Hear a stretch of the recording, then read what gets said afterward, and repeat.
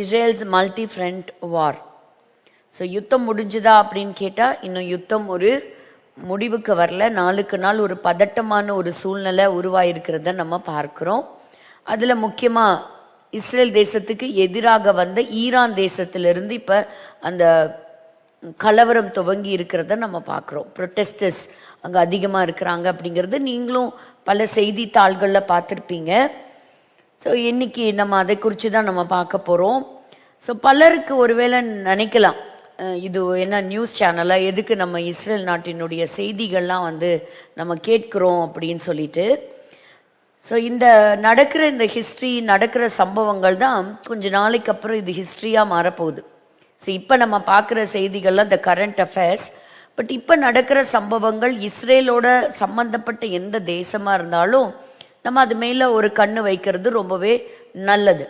வேதத்தில் எழுதப்பட்ட தீர்க்க தரிசனங்கள் எல்லாம் இஸ்ரேல் தேசத்திற்கு சம்பந்தப்பட்டது தான். அதில் முக்கியமாக நம்ம இந்த கடைசி நாட்களில் நம்ம இருக்கிறோம். ஸோ ஒவ்வொரு தேசத்திற்கான முடிவுகளையும் ஆரம்பங்களையும் நம்ம பார்த்து வருகிறோம். எதிர்பாராத சில திருப்பு முனைகள், த டர்ன் அண்ட் ட்விஸ்ட்ன்னு சொல்லலாம். அப்படிப்பட்ட ஒரு ட்விஸ்ட் அப்படின்னு எதுன்னு கேட்டிங்கன்னா இந்த ஈரான் நாட்டில் நடக்கக்கூடிய கலவரங்கள் தான். யாருமே எதிர்பார்க்கவே இல்லை இப்படிப்பட்ட ஒரு கலவரம் இந்த 2026 வருஷம் துவக்கத்திலேயே வருமா அப்படிங்கிறது. ஆனால் நான் ஒன்று மட்டும் நான் சொல்லுவேன், நிச்சயமாக இதோடைய முடிவுக்கு பிறகு உலகத்தில் ஒரு மிகப்பெரிய மாற்றத்தை நம்ம பார்ப்போம். இது எப்படி முடியுங்கிறது தெரியல. But God has a different plan and he will end according to his mighty plan. So இப்போ இந்த இடத்த பாருங்க, கிட்டத்தட்ட ஈரான் தேசம் அப்படின்னு சொல்லக்கூடிய ஒரு தேசம் மிகவும் பிரபலமான ஒரு தேசம். கடந்த சில நாட்களாகவே அந்த நாட்டில் பல மக்கள் இப்படி ரோட்டுக்கே மிடில் கிளாஸாக இருக்கட்டும் இல்லை புவர் பீப்புளாக இருக்கட்டும், அங்கே எல்லாருமே ஒரு போராட்டத்தில் இறங்கியிருக்கிறாங்க. ஸோ ஏன் இந்த போராட்டம் அப்படின்னு நம்ம பார்க்கும்போது இந்த போராட்டத்திற்கு பலவிதமான காரணங்கள் உண்டு. ஸோ காரணங்கள் உண்டு என்ன அப்படின்னா, முதல்ல இதோடைய வரலாறு பக்கங்களை நம்ம தெரிஞ்சுக்கணும் அப்படின்னா நம்ம எங்கே போகணும் அப்படின்னா ஒரு 1979 அந்த வருஷத்துக்கு நம்ம போகணும். இந்த 1979க்கு முன்பாக இருந்த ஒரு ஆட்சி தான் ஷா ஆட்சி அப்படின்னு சொல்லக்கூடிய ஒரு ஆட்சி.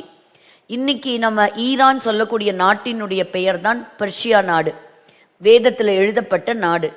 ஸோ 1979க்கு முன்பாக பார்த்தீங்கன்னா அப்போ இருந்த ஷா ஆட்சி அமெரிக்காவோடும் அங்கே இருக்கக்கூடிய பிரிட்டிஷோடையும் நல்ல ஒரு ஃப்ரெண்ட்ஷிப் இருந்தது.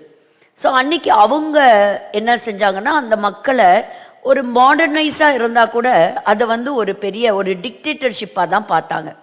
நெடுகாலங்களாக நீண்ட நாட்களாக இன்னைக்கு இருக்கக்கூடிய ஒரு மாடர்ன் வேர்ல்ட்லேயும் ஒரே ஒரு ஆளின் கீழாக ஒரு கொடுங்கோல் ஆட்சி நடந்தது அப்படின்னு சொன்னா இந்த ஈரான் நாடு தான். ஏன்னா 1950 பார்க்கும் பொழுது அப்போ இந்த ஷாவினுடைய ஆட்சி கவிழ்க்கப்பட்டதுக்கு காரணம் என்ன அப்படின்னா, இந்த ஈரான் நாட்டுக்கு வெளியிலிருந்து யாரும் ப்ரொட்டஸ்ட் பண்ணி வரல. ஸோ ப்ரொட்டஸ்டர்ஸ் எங்கிருந்து வந்தாங்கன்னா ஈரான் நாட்டுக்குள்ளேயே இருந்து தான் ப்ரொட்டஸ்டர்ஸ் வந்தாங்க. உள்ள இருக்கக்கூடிய நாட்டு மக்களே ஷாவுடைய ஆட்சிக்கு எதிராக கிளர்ச்சிகளை எழுப்பினார்கள். அதற்கு பிறகு இந்த இப்ப கடைசியா நம்ம பார்க்கக்கூடிய ஷாவினுடைய மகன் அந்த நாட்டை விட்டே வெளியேறினார். ஸோ அவருக்கு வெளியே நிறைய நண்பர்கள் இருந்ததுனால மற்ற நாட்டில் ஒரு தஞ்சம் புகுந்து அவர் இதுவரைக்கும் ஈரான் நாட்டுக்குள்ள இல்லை. ஆனால் இப்போ நம்ம இந்த ஸ்லைடில் பார்க்கும்போது அவருடைய வருகையும் எதிர்பார்க்கப்படுகிறது என்று சொல்லப்படுகிறது. அப்போ 1979 என்ன நடந்தது அப்படின்னு சொன்னால், இப்போதான் கொமேனி அவருடைய வருகை. கிட்டத்தட்ட 14 வருடங்கள் ஒரு சிறையிருப்பின் வாழ்க்கையை முடிச்சுட்டு அவர் ஈரான் தேசத்திற்குள்ள வராங்க. அவர் வரும்பொழுது அவருக்கு ஏகப்பட்ட ஒரு வரவேற்பு. அப்போ எல்லா ஜனங்களும் ஈரான்ல இருக்கக்கூடிய நாட்டு மக்கள் அத்தனை பேரும் அவரோட இணைந்து கொண்டாங்க. இணைந்து கொண்ட பிறகு அவர் ஒரு இஸ்லாமிய முறைப்படி என்ன செய்தார்னா அந்த நாட்டை ஆட்சி செய்ய ஆரம்பிச்சார். ஒரு கொடுங்கோல் ஆட்சியிலிருந்து நம்ம தப்பிச்சோண்டா, அடுத்ததாச்சும் நம்ம கொஞ்சம் நிம்மதியா இருக்கலாம் அப்படின்னு நினைக்கிற சமயத்துல தான் அவங்களுக்கு எதிர்பாராத ஒரு பயங்கர செய்தி காத்திருந்தது. யாரெல்லாம் எதிர்த்தார்களோ அவர்கள் எல்லாம் கொலை செய்யப்பட்டார்கள். அதிலிருந்து கிட்டத்தட்ட 40 ஆண்டு காலங்கள் முடிய போகுது. இந்த 40 ஆண்டு காலங்களும் இந்த கொமேனியினுடைய ஆட்சி காலங்கள் தான் நடந்துட்டு வருது. இவர் தான் இந்த தலைவர். இவருக்கு கீழாக தான் ஆட்சி அமைந்தது. சோ அந்த சமயத்துல தான் பாருங்க, Iran is declared Islamic republic.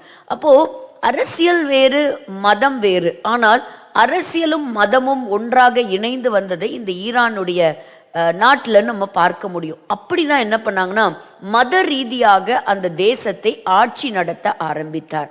அந்த ஆட்சி ஒரு நாள் அல்ல, 2 நாள் அல்ல, ஒரு டெமோக்ராட்டிக் நேஷனா மாறும் என்று எதிர்பார்த்த அந்த கனவுகள் எல்லாம் கனவுகளாகவே போனது. இப்படி இவங்களுடைய ஆட்சி தொடர்ந்த ஒரு காலம். ஒரு சுருக்கமாக இருந்த பகுதியை நான் சொல்லுகிறேன். 1980 ஈராக்குக்கும் ஈரானுக்கும் ஒரு மோதல் ஏற்படுகிறது. இப்ப எல்லாருமே முஸ்லிம் கண்ட்ரி தானே, ஏன் இந்த முஸ்லிம் கண்ட்ரிக்குள்ள ஒரு நல்ல ஒரு ஒற்றுமை இல்லை அப்படின்னா, இஸ்லாமியர்களுக்கு கீழே 2 முக்கியமான பிரிவு, ஷியா முஸ்லிம் மற்றும் சுன்னி முஸ்லிம். இப்ப ஈரான் அப்படின்னு எடுத்துக்கிட்டோம்னா இவங்க ஷியாவினுடைய ஆட்சி, ஷியா முஸ்லிம்ஸ் 89% அங்க ஈரான்ல இருக்கக்கூடியவர்கள் ஷியா முஸ்லிம் அப்படின்னு சொல்லப்படுகிறது. மற்ற மெஜாரிட்டி ஆஃப் த முஸ்லிம் நேஷன்ஸ்ல சுனி முஸ்லிம்ஸ், இவர்களுக்கும் அவர்களுக்கும் நிறைய கோட்பாடு வித்தியாசங்கள் உண்டு. அதனால இவங்கனால கலந்து போகவே முடியாது. இஸ்லாமியர்கள் அப்படின்னு சொன்னாலுமே இவர்களால ஒற்றுமையா இருக்க முடியாது அப்படிங்கிறத பார்க்க முடிகிறது.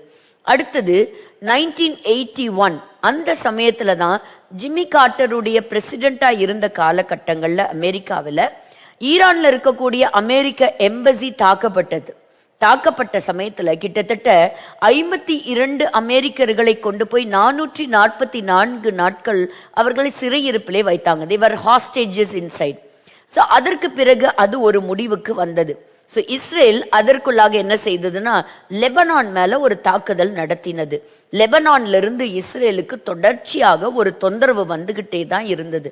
அந்த சமயத்துல தான் ஈரான் அங்க இந்த லெபனானுக்குள்ள தனக்கு ஒரு ப்ராக்சியை ஏற்படுத்தியது. இந்த ப்ராக்சின்னு சொன்னா ஒரு கையாட்கள்னு சொல்லலாம்.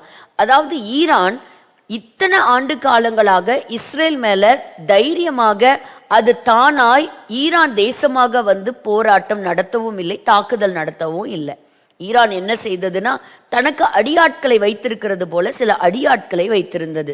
லெபனான்ல இருக்கக்கூடிய ஹெஸ்பலா, காசால இருக்கக்கூடிய ஹூத்தீஸ், காசால இருக்கக்கூடிய ஹமாஸ், ஏமன் நாட்டில் இருக்கக்கூடிய ஹூத்தீஸ், இப்படி பல இப்படிப்பட்ட ப்ராக்சிஸை வைத்து இந்த ப்ராக்சிகள் மூலமாக தான் இஸ்ரேல் நாட்டுக்கு ஒரு தொந்தரவு கொடுத்துக்கிட்டே இருந்தது. எப்பவுமே அமெரிக்காவை ஒரு பெரிய சாத்தானாகவும் இஸ்ரேலை ஒரு சிறிய சாத்தானமாகவும் தான் பார்த்துக்கிட்டே இருந்தது. It will always say death to America and death to Israel. இதே தான் மாறி மாறி அவர்களுடைய ஸ்லோகமாகவே சொல்லிட்டு இருப்பாங்க. அமெரிக்காவுக்கு ஒரு பரம எதிரின்னு சொல்லலாம். அது மட்டுமல்ல, இஸ்ரேலை அழிக்க நினைத்த ஒரு ராஜ்யம்னு சொல்லலாம். இதெல்லாம் வந்து கொஞ்சம் மாறுச்சு. அதுக்கப்புறம் ஈரானுக்கும் அந்த மற்றும் ஈராக்குக்கும் ஒரு சீஸ்ஃபயர், ஒரு நெகோசியேஷன்ஸ் உண்டானது 1989. அதற்கு பிறகு அப்பொழுது இருந்த சுப்ரீம் லீடரா இந்த கொமேனி அவர் மரித்து போகிறார். அவரை தொடர்ச்சி வரக்கூடிய அடுத்த நபர் தான் இந்த அயத்தோலா அலி கமேனி. சோ இப்பொழுதும் இன்னைக்கும் லீடரா இருக்கிறாரு இல்லையா, அப்ப ஆரம்பித்ததுதான் அவருடைய ஆட்சி. அன்னையிலிருந்து இன்னைக்கு வரைக்கும் அவருடைய ஆட்சி தான் நடந்துகிட்டு இருக்குங்கிறத நம்ம பாக்குறோம். சோ நல்ல ஆட்சியான்னு கேட்டீங்கன்னா கிடையவே கிடையாது. தனக்கு அப்படின்னு சொல்லி ஒரு அரசாங்கம் போல ஒன்றை அமைத்து கொண்டு IRGC, so Iranian revolutionary card cops, அப்படிப்பட்ட ஒரு இராணுவத்தை தனக்கென்று ஏற்படுத்தி கொண்டு இந்த உலகத்திலே ஒரு பயங்கரமான ஒரு இயக்கமாக அமைத்து வருகிறார் இந்த அயத்தோலா அலி கமேனி அவர்கள். அப்ப பாருங்க, ஒரு இராணுவ அமைப்புன்னு சொல்றதை விட ஒரு மோசமான சக்தினே சொல்லலாம். சோ மோசமான சக்தி தன்னுடைய பாதுகாப்புக்காக, தன்னுடைய ஒரு செல்ஃபிஷ் டீட்ஸுக்காகவே ஒரு பெரிய ஒரு ட்ரூப்பை அவர் வைத்திருக்கிறார் அப்படின்னு சொல்லலாம். இன்னைக்கு இந்த பிரச்சனை எல்லாம் நடக்குது அப்படின்னு சொன்னீங்கன்னா, இந்த IRGCக்கும் மற்றவர்களுக்கும் அங்க இருக்கக்கூடிய போலீஸ் போர்ஸுக்கும் நிறைய பிரச்சனைகள் இருக்கிறத நீங்க தொடர்ச்சியா கடந்த 2 வாரங்களாக நியூஸ் பேப்பர்ல நீங்க படிச்சுட்டே வந்திருக்கலாம். சரி, 1990 ஒரு முக்கியமான சம்பவம், ஒரு மிகப்பெரிய எர்த்குவேக் நடந்தது. கிட்டத்தட்ட 50,000 வரை மக்கள் மரித்து போனார்கள் என்று சொல்லப்படுகிறது. அதற்கப்புறம் யுஎஸ் பிரசிடென்ட் புஷ் வரும்பொழுதுதான் ஈரானை ஆக்சிஸ் ஆஃப் ஈவில், அதாவது ஒரு ஒரு தீய சக்தியாகவே ஈரானை அமெரிக்கா டிக்ளேர் பண்ணுச்சு. 2003 மறுபடியும் ஒரு மிகப்பெரிய எர்த்குவேக்கை சந்தித்தது ஈரான். அதற்கப்புறம் ஈரான் மேல நிறைய சாங்ஷன்ஸை விதிச்சாங்க, அதாவது தடை செய்யப்பட்டது, சில வியாபாரத்திற்கு தடை வந்தது. ஆனா ஈரான் நல்ல ஆயில் வளம் கொண்ட ஒரு நாடு, நிறைய ஆயில் இருக்கு அது கிட்ட. ஆனா இன்னைக்கும் பாத்தீங்கன்னா ஆயில எல்லா தேசத்திற்கும் அவங்க சப்ளை பண்ண முடியாது. ஏன்னா அமெரிக்கா அதன் மீது பயங்கரமான தடை சட்டத்தை கொண்டு வந்தது. அது இன்னைக்கு பாத்தீங்கன்னா ஒரு நண்பன் இல்லாத ஒரு தனித்து விடப்பட்ட நாடு இந்த உலகத்தில் அப்படின்னு சொன்னா ஈரானுடைய பெயரை தைரியமாகவே சொல்லலாம். ஈரானுக்கு 2 முக்கிய நண்பர்கள் யாருன்னு கேட்டீங்கன்னா, ஒன்னு ரஷ்யா, இன்னொன்னு சைனா. ஸோ ஆயில் அப்படின்னு சொல்லும் பொழுது இத்தனை தடை மீறி ஈரான் கிட்ட இருந்த ஆயில் வாங்கக்கூடிய ஒரே ஒரு நாடு எது அப்படின்னா சைனா தான். 90% அந்த ஆயிலை வாங்கக்கூடியது சைனா தான். அப்போ சைனாக்கு நல்லா தெரியும், ஸோ தான் வைக்கிறது தான் விலை அப்படிங்கிறது சைனாவுக்கு நல்லா தெரியும். ஏன்னா வேற யாரும் வாங்க போறது இல்லை. ஸோ அதனாலயே அவங்களுடைய எக்கானமி ஒரு சைட்ல ஒரு சரிவு ஏற்பட்டதற்கு காரணம் அப்படிங்கிறதும் ஒரு ஸ்டாட்டிஸ்டிக் ரிப்போர்ட் இங்க சொல்றதை நம்ம பார்க்கிறோம். அது மட்டும் இல்லை, இப்போ ஆனா it is a very powerful country. Middle ஈஸ்ட்ல எடுத்துக்கிட்டீங்கன்னா இது ஒன்று ஏழை நாடு அப்படிங்கிறது கிடையாது, அதிகமான லிட்ரஸி கொண்ட ஒரு நாடு. டாப் 500 யூனிவர்சிட்டிஸ் இந்த வேர்ல்டு அப்படின்னு சொல்லும்போது 2 முக்கியமான யூனிவர்சிட்டியை உள்ளடக்கிய ஒரு நாடு இந்த ஈரான். இந்தியாவினுடைய பெயர் கூட அதுல வரலன்னு சொல்றாங்க. ஆனா ஈரான்ல இருக்கக்கூடிய 2 மிக முக்கியமான ஒரு சயின்ஸ் அண்ட் டெக்னாலஜி ரிலேட்டட் சம்பந்தப்பட்ட 2 யூனிவர்சிட்டி அதுல இடம் பிடிச்சிருக்கிறது அப்படின்னு சொல்லப்படுகிறது. ஸோ லிட்ரஸி ரேட் அதிகம், ஒரு 9 கோடி, கிட்டத்தட்ட ஒரு 10 கோடியை தொடக்கூடிய அளவுக்கு இருக்கக்கூடிய மக்கள் தொகை கொண்ட ஒரு நாடு தான் இந்த ஈரான். நல்ல பூர்வீகமான ஒரு ஆழமான ஒரு ரெக்கார்டு, ஒரு வரலாறு கொண்ட ஒரு நாடு. ஏன்னா நம்ம வேதத்திலையும் பார்க்கிறோம், பெர்ஷியா மன்னர்கள் எப்படி இருந்தார்கள், பெர்ஷியா நாடு எப்படி ஒரு காலகட்டத்தில் வல்லரசா இருந்ததுங்கிறத நம்ம பார்த்தோம். போன வாரத்துல நம்ம படிக்கும் பொழுதும் இந்த இன்டர் டெஸ்டமெண்டல் பீரியட் ஆரம்பிக்கிற அந்த காலகட்டங்கள்ல மல்கியா எழுதிய புஸ்தகமும் இந்த பெர்ஷியா நாட்டின் மன்னர்கள் ஆட்சியின் காலத்துல தான் அப்படிப்பட்ட தீர்க்கதரிசிகள் எழுதினார்கள். கடைசி தீர்க்க தரிசனமும் பெர்ஷியா நாட்டின் மன்னர்கள் ஆட்சி செய்த காலத்துல தான் எழுதப்பட்டது. சோ அப்படி இருந்தாலும் இன்னைக்கு உலகத்தால் ஒதுக்கப்பட்ட ஒரு நாடாக கருதப்படுகிறது இந்த ஈரான். முதல்ல பாத்தீங்கன்னா இந்த கமேனியுடைய ஆட்சி காலம் ஆரம்பிக்கிறதுக்கு முன்னாடி ஈரானுக்கும் இஸ்ரேலுக்கும் நல்ல நட்புறவு இருந்தது. அது எல்லாம் சேதமடைந்தது கமேனி ஆட்சிக்கு பிறகு. அதாவது ஒரு முக்கியமான குறிக்கோளே என்ன அப்படின்னு கேட்டீங்கன்னா இஸ்ரேலை அழிப்பதுதான். அதுதான் அவங்களுடைய மிக மிக முக்கியமான ஒரு காரியமாக இருக்கிறது. அப்போ அதுக்கப்புறம் பாத்தீங்கன்னா இந்த நியூக்ளியர் வெப்பன்ஸ், அணு ஆயுத சோதனைகளை நடத்தி அந்த ஆயுதங்களை தயாரிப்பதற்கு சில தடைகள் வந்தது. ஏன்னு கேட்டீங்கன்னா சுத்தி இருக்கக்கூடிய மற்ற நாடுகளுக்கு அது ஒரு மிகப்பெரிய ஒரு அச்சுறுத்தலாக இருக்கு அப்படிங்கிறத நம்ம பார்க்கிறோம். ஆனா இன்னைக்கு இருக்கக்கூடிய ட்ரம்ப் அவர்களை பார்த்தீங்கன்னா மற்ற எல்லா யுஏயா இருக்கட்டும், சவுதியா இருக்கட்டும், அங்கெல்லாம் அவருக்கு ஒரு நல்ல நட்புறவு இருக்கிறது, ஒரு பர்சனலாவே அவருக்கு. ஸோ இதெல்லாம் 2006 இருந்ததை பார்க்கிறோம். 2011 ஈரானியன் ஆலை சீரியன் பிரசிடென்ட், அதாவது சீரியாவோடையும் நல்ல ஒரு உறவு இருந்தது ஆசாத் இருந்த வரைக்கும். இப்போ அவருடைய ராஜ்யம் கவிழ்க்கப்பட்ட பிறகு, சீரியால புதுசா ராஜ்யம் அமைக்கப்பட்ட பிறகு ஈரான் அங்கேயும் தன்னுடைய ஆதிக்கத்தை இழந்து போய் ஒரு நட்புறவை இழந்து போய் இருக்கு. இப்ப அரெஸ்ட் ஆனாரே மர்தோ, அவர்கிட்ட இருந்தும் நல்ல ஆதரவு இருந்தது, இன்னைக்கு அதுவும் இல்லாம போயிருச்சு. அப்படி சுத்தி சுத்தி பார்க்கும்போது பார்த்தா ஒரு நாடு எல்லா ஒரு கயிறுகளையும் அறுத்து இன்னைக்கு தனியா நிக்கிறது போல நிற்கக்கூடியது இந்த ஒரு நாடு தான். ஸோ இப்படி ஏராளமான சில அப்ரைசிங் ஈவெண்ட்ஸ் எல்லாம் சீரியாவோடையும் இருந்தது. அதற்கப்புறம் சில இன்டர்நேஷனல் சாங்ஷன்ஸ் அது மேல போட ஆரம்பிச்சாங்க 2012. ஆனா ஒபாமா அவர் ஆட்சி காலத்துல வந்த பிறகு, அதாவது அமெரிக்காவினுடைய பிரசிடென்டாக ஒபாமா வந்த பிறகு சில சாங்ஷன்ஸ் எல்லாத்தையும் என்ன செஞ்சார்னா அதை லகுவாக்கி மறுபடியும் சில பெர்மிஷன்ஸ் கொடுத்து சில அக்ரிமெண்ட்டை சைன் பண்ணாங்க. ஸோ அந்த அக்ரிமெண்ட்ஸ் அவங்க சைன் பண்ண பிறகு ஆங்கூர் அக்ரிமெண்ட்ஸ் அதெல்லாம் போட்டாங்க. அதாவது ஈரானுக்கும் மற்ற வேர்ல்டு பவர்ஸுக்கும், அதுல அமெரிக்காவும் சேர்ந்தது. அதோடு கூட ஒரு நல்ல ஒரு அக்ரிமெண்ட் போட்டாங்க. அக்ரிமெண்ட் போட்டு நியூக்ளியர் வெப்பன்ஸ் தயாரிக்கிறதுக்கான அப்ரூவல் கிடைச்சது, அவர்களுக்கான உரிமை கிடைச்சது, அப்படியே இருந்தது.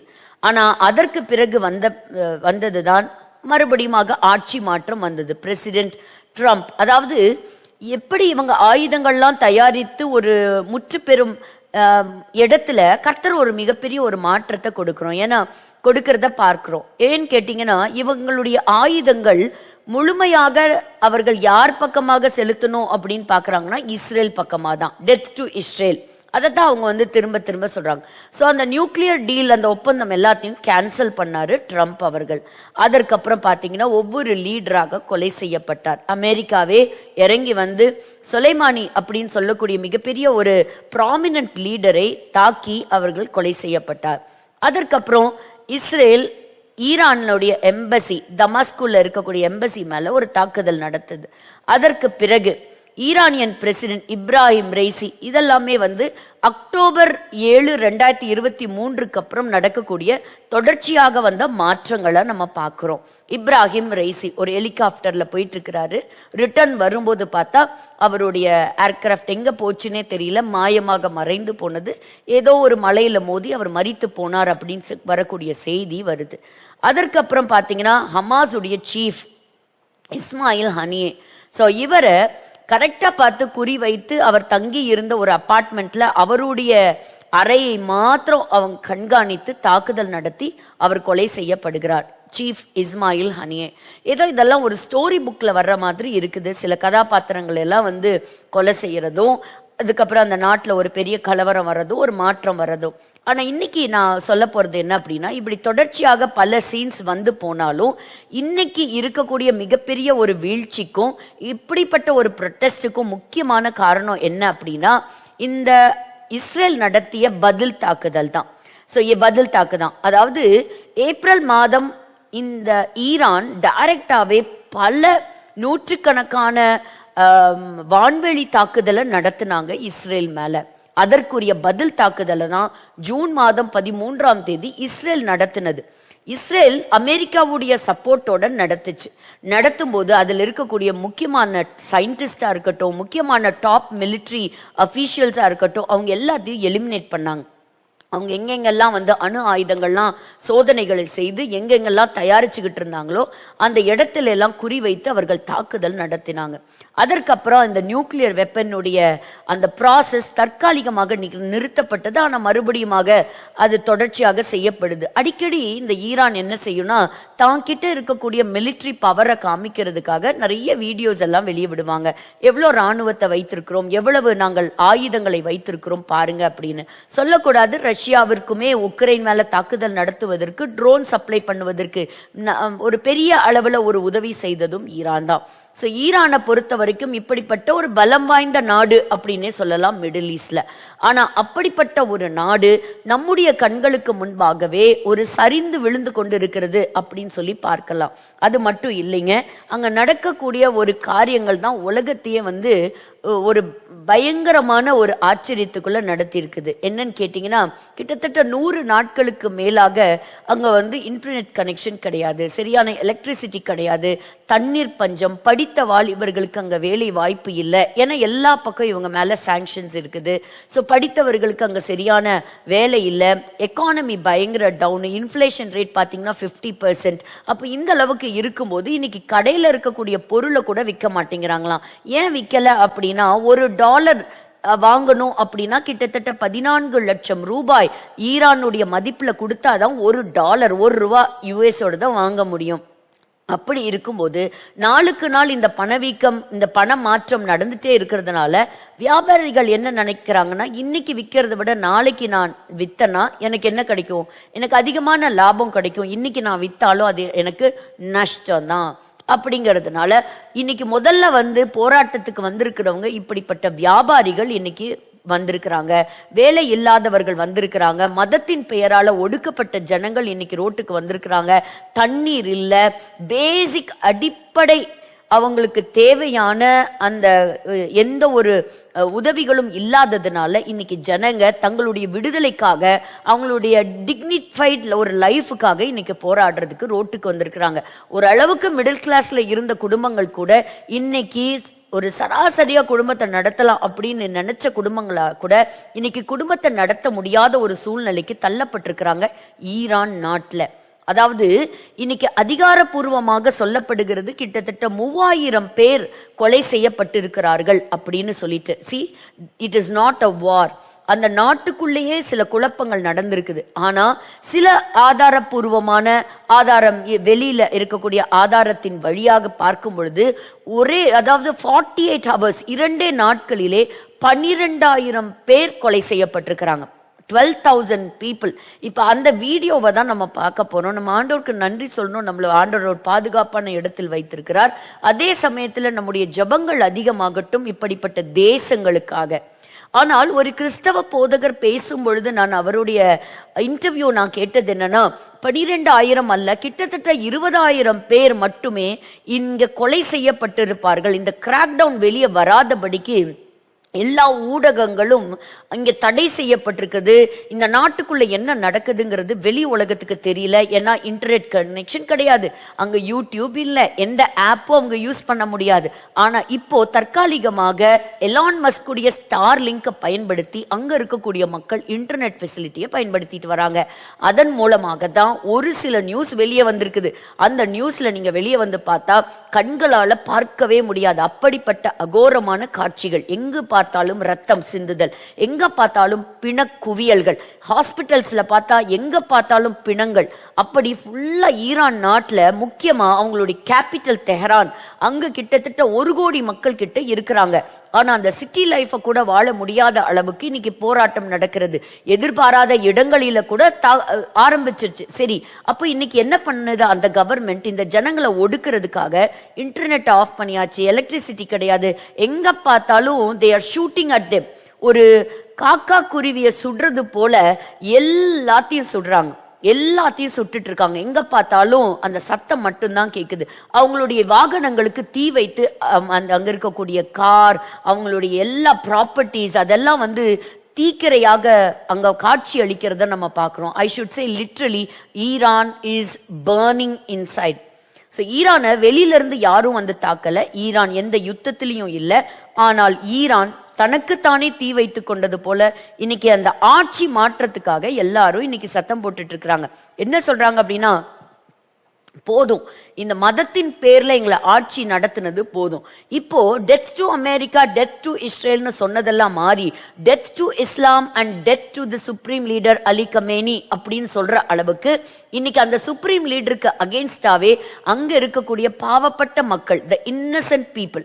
இன்னொன்னு என்னன்னு கேட்டீங்கன்னா, மற்ற தேசங்கள்ல கூட ஜனங்கள் அவங்க கையில பாதுகாப்புக்கு ஆயுதங்களை வச்சுக்கலாம். ஆனா ஈரான்ல ஆயுதங்கள் வைக்க முடியாது. ஆயுதம் மற்ற இந்த பாவப்பட்ட மக்களை அவர்கள் சுட்டு கொலை செய்கிறார்கள். இப்போ ஒரு சில வீடியோஸை நம்ம பார்க்கலாம், ஈரான் நாடு எப்படி இருக்கு அப்படிங்கிறது. ஆனா இன்னைக்கு இந்த ஜனங்களுக்கு இவ்வளவு தைரியம் இன்னைக்கு இந்த ப்ரொடெஸ்ட் நடத்துறது இன்னைக்கு வந்ததுக்கு காரணம் என்னன்னா, இஸ்ரேல் இவர்கள் மேல நடத்திய தாக்குதல் தான். சோ அவங்களுடைய சொந்த ஜனங்களை காப்பாற்றவோ அவங்களுடைய ரிசோர்ஸை காப்பாற்ற அளவுக்கோ இன்னைக்கு அந்த தேசம் இல்லை. இன்னைக்கும் பாருங்க, இன்னைக்கு அந்த தேசம் எங்கெங்கெல்லாம் தன்னுடைய ப்ராக்சி வச்சிருந்ததோ, ஹெஸ்போலா, ஹமாஸ், ஹூத்திஸ், அது மட்டும் இல்லை, எண்ணில் அடங்காத ஏகப்பட்ட இஸ்லாமிக் ஜிஹாதிஸ், நிறைய சின்ன சின்ன டெரரிஸ்ட் குரூப் இன்னைக்கு எல்லாருமே முடக்கப்பட்டு செயல் இழந்து இவங்களுக்கு உதவியே செய்ய முடியாத அளவுக்கு மறைந்தே போனாங்க. எப்படி அல்-கொய்தா, ISIS தீவிரவாதிகளுடைய எல்லா எண்ணிக்கைகளும் கட்டுப்பாட்டுக்குள் கொண்டு வரப்பட்டதோ, அதுபோல இன்னைக்கு ஈரான் இந்த எல்லா ஆக்சிஸ் ஆஃப் ரெசிஸ்டன்ஸ் சொல்லக்கூடிய எல்லாத்துக்கும் தலையாக, ஒரு பாம்பினுடைய தலையாக செயல்பட்ட ஈரானுக்கு இன்னைக்கு உதவி செய்வதற்கு எந்த ஒரு பயங்கரவாத இயக்கங்களும் உயிரோடு இல்லை அப்படின்னு தான் சொல்லணும். எல்லாமே மரித்து போனது. ஒரே ஒரு காரணம் நான் சொல்வேன், தேவனால் தெரிந்து கொள்ளப்பட்ட இஸ்ரேல் தேசத்திற்கு விரோதமாக எழும்பினது ஈரான். அக்டோபர் 7ஆம் தேதி நடந்த பயங்கர தாக்குதலை கொண்டாடினது ஈரான். அங்க இருக்கக்கூடிய டாப் அபிஷியல்ஸ், ஜெனரல்ஸ் இங்க நடந்ததை அவர்கள் டிவியில் வழியா காட்சிகளாக பார்த்து ரொம்ப சந்தோஷப்பட்டு ரொம்ப ஜாய்ஃபுல்லா அதை செலிப்ரேட் பண்ணாங்க. But you just see what is happening inside Iran. So அங்க இருக்கக்கூடிய மக்களினுடைய விடுதலைக்காக இன்னைக்கு கண்டிப்பா ஒரு ஆட்சி மாற்றம் நிச்சயமாய் வரும். ஸோ ஈரானுடைய நாள் எப்படி முடியும் அப்படிங்கிறது தெரியல. பாருங்க, எல்லா இடத்துலையும் ஏராளமான ஒரு ப்ரொட்டஸ்டர்ஸை இங்க நம்ம ஈரான்ல பாக்குறோம். பல இடங்கள்ல இருந்து அவர்கள் ப்ரொட்டஸ்ட் பண்றது, கூட்டம் கூட்டமாக மக்கள் வர ஆரம்பிச்சிருக்கிறாங்க. ஸோ எல்லா இடத்துலையும் வந்து இஸ்லாமிக் ரெஜிம்க்கு அகெயின்ஸ்டா மாஸ்க் தீப்பற்றி எரிகிறது, உயரமான பில்டிங், ஒரு ரேடியோ ஸ்டேஷன்ஸ் பாருங்க. இதெல்லாம் இந்த கடந்த 8ஆம் தேதி 9ஆம் தேதி எல்லாம் பாத்தீங்கன்னா மஷ்ஹாத் இந்த பிளேஸ்ல எல்லாம் பாருங்க, போலீஸ் ஸ்டேஷன்ஸ் எல்லாமே தீ வைத்து எரிக்கப்பட்டு வருகிறது. So they say death to the dictator. ஒரு நாள் இல்ல 2 நாள் இல்லைங்க, ஒருவேளை நம்ம அப்படிப்பட்ட ஒரு நாட்டில் இருந்தா என்ன பண்ணுவோம்னு யோசிச்சு பார்க்கலாம். ஸோ கிட்டத்தட்ட ஒரு 40 இயர்ஸா வந்து ஒரு டிக்டேட்டருக்கு கீழே மக்கள் இருந்திருக்கிறாங்க. ஆனா இவங்களை ஒடுக்க நினைத்தா இந்த மூமெண்ட் முடிஞ்சிரும்னு நினைச்சா இது நாளுக்கு நாள் அதிகரிக்க தான் ஆரம்பிச்சிருக்கு. யாரும் உயிருக்கு கூட பயப்படல, எல்லாருமே தைரியமா ரோட்டுக்கு வர ஆரம்பிச்சிட்டாங்க. ஸோ முக்கியமான சில பிளேசஸை மென்ஷன் பண்ணியிருக்கிறாங்க. Every place is burning. So இந்த வார செய்தியை பார்த்தீங்கன்னா ஈரானுடைய பிளாகை எடுத்துட்டு ஷா ஆட்சி காலத்தில் இருந்த பிளாகை இன்னைக்கு மறுபடியுமாக கொண்டு வர ஆரம்பிச்சிருக்கிறாங்க. பாருங்க, சுலைமானியோடைய banners, everything is set on fire. So டோட்டலா it is out of control. பாருங்க எவ்வளவு மக்கள் ரோட்டுக்கு வந்திருக்கிறாங்கிறத பாருங்க. ஒரு நாடே வந்து ஒரு தீல இருக்கு அப்படிங்கிறத பார்க்கலாம். இட்ஸ் ஃபுல் ஆஃப் வீடியோஸ் தான். ஸோ தெஹரான் எல்லாம் பார்த்தீங்கன்னா டோட்டலாக வந்து எலக்ட்ரிசிட்டி கிடையாது, வெளி உலகத்தை அவங்க கான்டாக்ட் பண்ண முடியாது. பார்த்தீங்கன்னா ஷூட்டிங் ஆர்டர்ஸ் தான் வந்து கொடுக்கப்பட்டிருக்குது. இரவு பகலாக ஜனங்க நடக்கிறாங்க, தண்ணீர் இல்லை, உணவு பற்றாக்குறை. ஸோ வாகனங்கள் தீ வைத்து எரிக்கப்பட்டு வருகிறது. ஸோ சொந்த ஜனங்களையே அவங்க கொலை செய்யறத பார்க்குறோம். This is Isfahan. ஸோ இது பாருங்க, ஹாஸ்பிட்டல் இருக்கக்கூடிய பிணக்குவியல்கள் ஏதோ ஒரு படக்காட்சியில கற்பனையில வரக்கூடிய படங்கள் அல்ல, நிஜத்திலே தங்களுடைய உரிமைக்காக போராடி மரித்தவர்கள். அதான் the world is quiet. Iran இவ்வளவு செய்யும் பொழுது மற்ற இஸ்லாமிய நாடுகள் ஒண்ணுமே செய்யல. ஆனா இஸ்ரேல் தன்னை பாதுகாப்பதற்கு அது எடுத்துக்கொண்ட முயற்சி அப்போ இட்ஸ் ஜெனோசைட் அப்படின்னு சொன்னாங்க. இன்னைக்கு அவங்க மக்களையே தான் கொலை செய்யறாங்க. So Iranians are being slaughtered by the Islamist regime inside.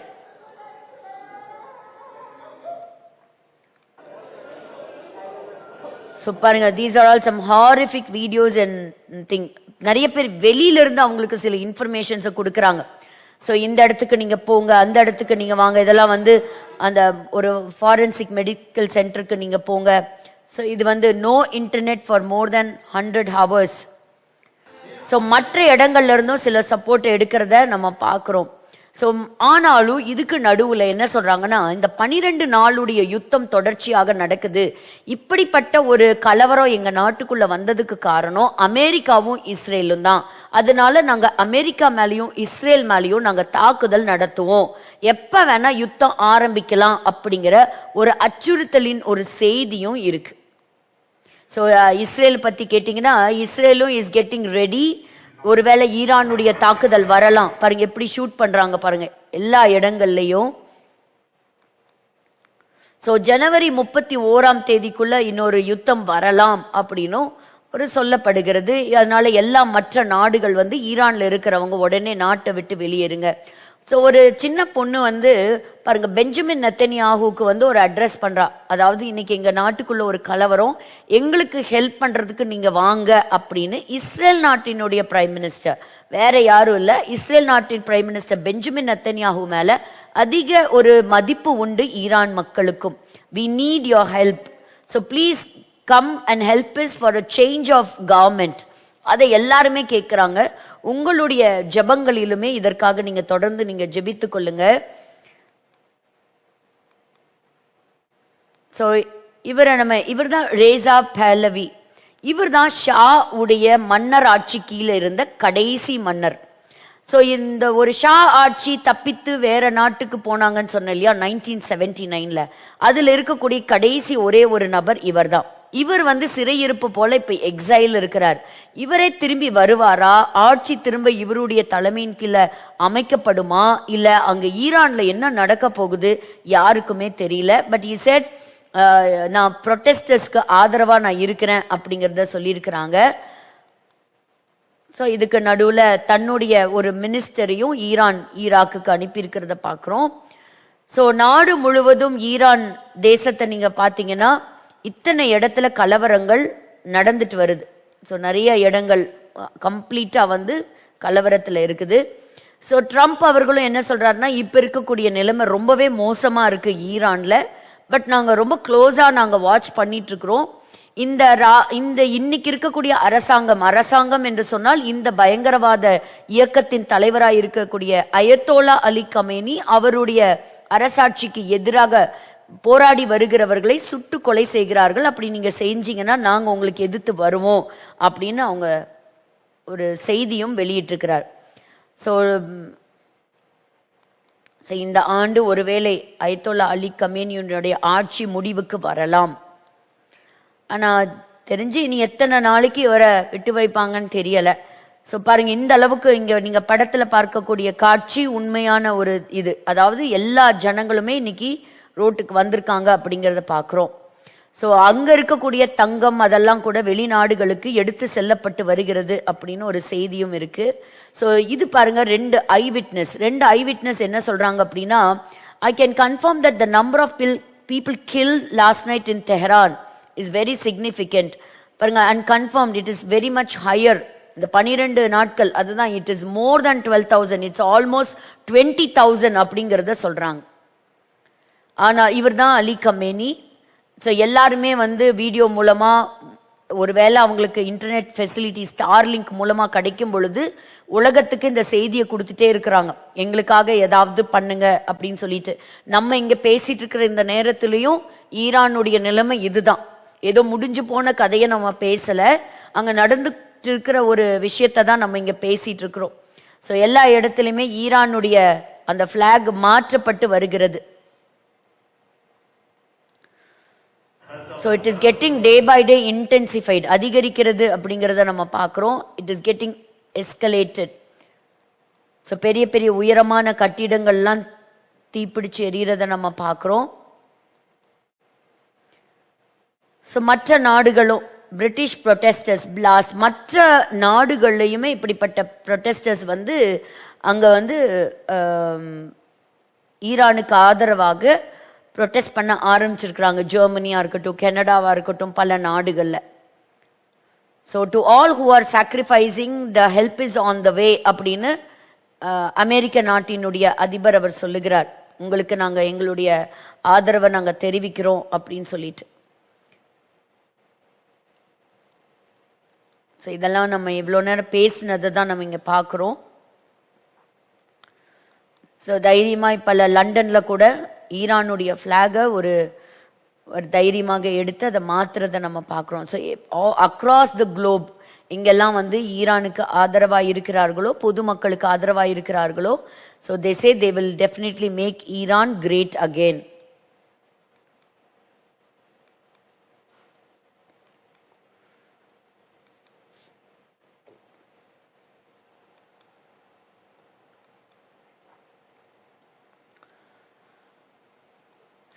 இவர் இருந்தாலும் நாங்கள் சீக்கிரமா வந்து ஒரு வெற்றி வரும் அப்படின்னு சொல்றாங்க. ஸோ இது வந்து ஒரு சூசைட் ட்ரோன் அனுப்பி கொலை செய்தது.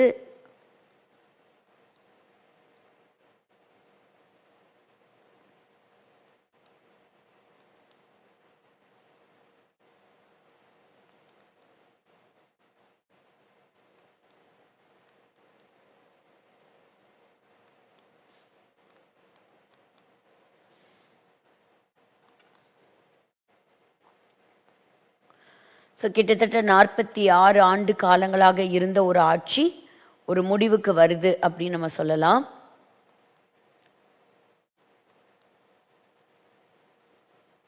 ஸோ ஃப்ரீ பாலஸ்டைன் சொன்னவங்களும் சிலர் வந்து ஃப்ரீ ஈரான் அப்படிங்கிறதுக்கு ஒரு பெரிய ஒரு ஹெல்ப் பண்ணலை.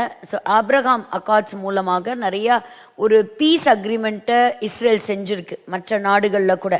ஸோ இஸ்ரேல் வந்து என்னைக்குமே ஒரு சமாதானத்தை விரும்புகிற தேசம் தானே தவிர யாரோடையும் சண்டை போடக்கூடிய ஒரு தேசம் கிடையாது. பட் இதை பொறுத்த வரைக்கும் இவங்க எந்த விதமான சமாதான பேச்சுவார்த்தைக்கு வரல அப்படிங்கிறத சொல்லலாம்.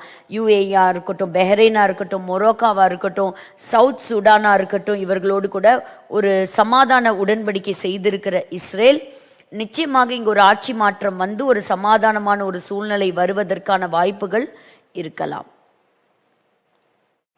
See, we are no longer afraid, but we are fighting.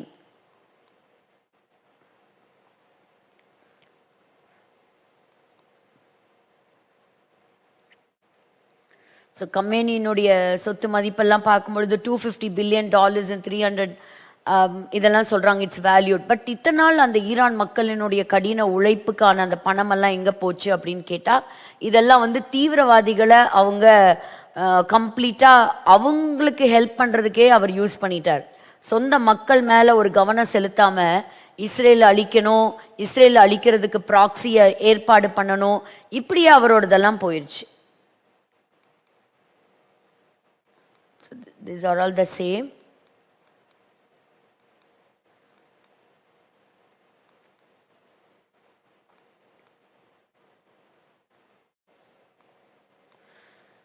So Iran வந்து எப்போ வேணாலும் இஸ்ரேல் மேலே ஒரு தாக்குதல் நடத்தலாம். இப்போ ட்ரம்ப் பாருங்க, வெனிசுலாவுடைய பிரசிடென்ட்டை எடுத்ததுக்கு பிறகு he promotes himself as the acting president of the country.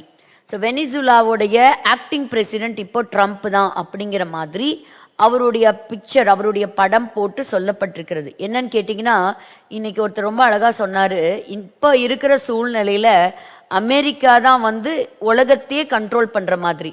America நினைச்சா எந்த நாட்டுக்குள்ளேயும் தலையிடும்.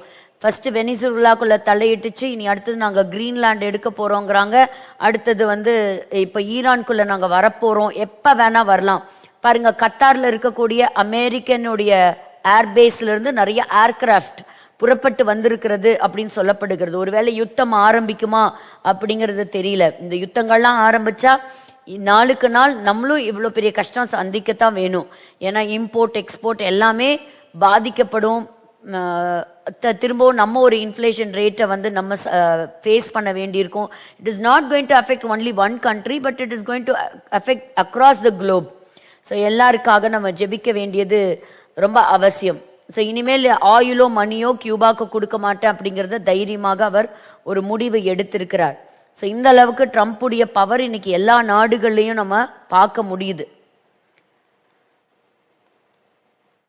So anytime America might attack Iran or Iran might attack Israel, but அமெரிக்காவா இருந்தாலும் சரி இஸ்ரேலா இருந்தாலும் சரி, ரெண்டுலயும் எங்க அட்டாக் இருந்தாலும் அமெரிக்காவும் இஸ்ரேலும் ரெண்டு பேரும் இணைந்து அதை அட்டாக் பண்றதுக்கு வாய்ப்புகள் அதிகமா இருக்கு.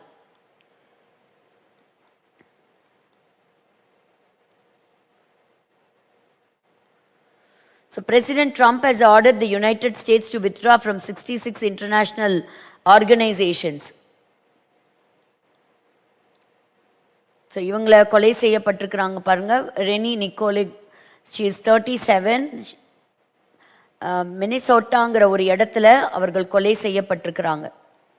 ஸோ இன்னைக்கு வந்து இடதுசாரி கட்சிகளுக்கும் வலதுசாரி கட்சிகளுக்கும் இருக்கக்கூடிய அந்த பிரச்சனையை நம்ம இன்னைக்கு பார்க்குறோம். இனி another few years இனி கவர்மெண்ட் எப்படி மாறும் அப்படிங்கிறது தெரியல, யாருடைய கண்ட்ரோலுக்கு வந்து உலகம் போகும் அப்படிங்கிறது தெரியல. மினியாபோலிஸ்ல நம்ம பார்க்குறோம். ஸோ அடுத்தடுத்து ஒவ்வொரு நாட்டுக்குள்ளேயும் இருக்கக்கூடிய பிரச்சனைகள் அதிகமாயிட்டு வர்றதே தான் பார்க்குறோம். ஸோ எல்லா நாடுமே ஏதோ ஒரு நாட்டின் மேல தாக்குதல் நடத்துறதுக்கு அவங்களுடைய ஆயுதங்களை தயார் நிலையில வைக்கிறாங்க, ஆயுதங்களை வாங்குறாங்க. ஸோ இப்படி எல்லா இடங்களையும் ஆண்டவர் சொன்னார், கடைசி நாட்கள்ல ஜனத்துக்கு விரோதமாய் ஜனம், தேசத்துக்கு விரோதமாக தேசம் அவர்கள் எழும்புறத நம்ம பார்க்கிறோம். சரி, இவர் சொல்லக்கூடியது ஒரு ரொம்ப அழகா இவர் ஒரு வார்த்தை சொல்லியிருந்தாரு, மைக் ஹக்கபி. ஸோ இவர் வந்து சொன்னாரு, உன்னை ஆசீர்வதிக்கிறவர்களை நான் ஆசீர்வதிப்பேன் அப்படின்னு சொன்ன அந்த வார்த்தையின்படி நான் எப்பவுமே இஸ்ரேல் தேசத்தை நான் ஆசீர்வதிக்கிறேன். இன்னைக்கு நான் ஆசீர்வாதமா இருப்பதற்கு அது ஒரு முக்கிய காரணம் அப்படின்னு சொல்றாரு. ஸோ அது ஒரு அழகான ஸ்டேட்மெண்ட், உண்மைதான்.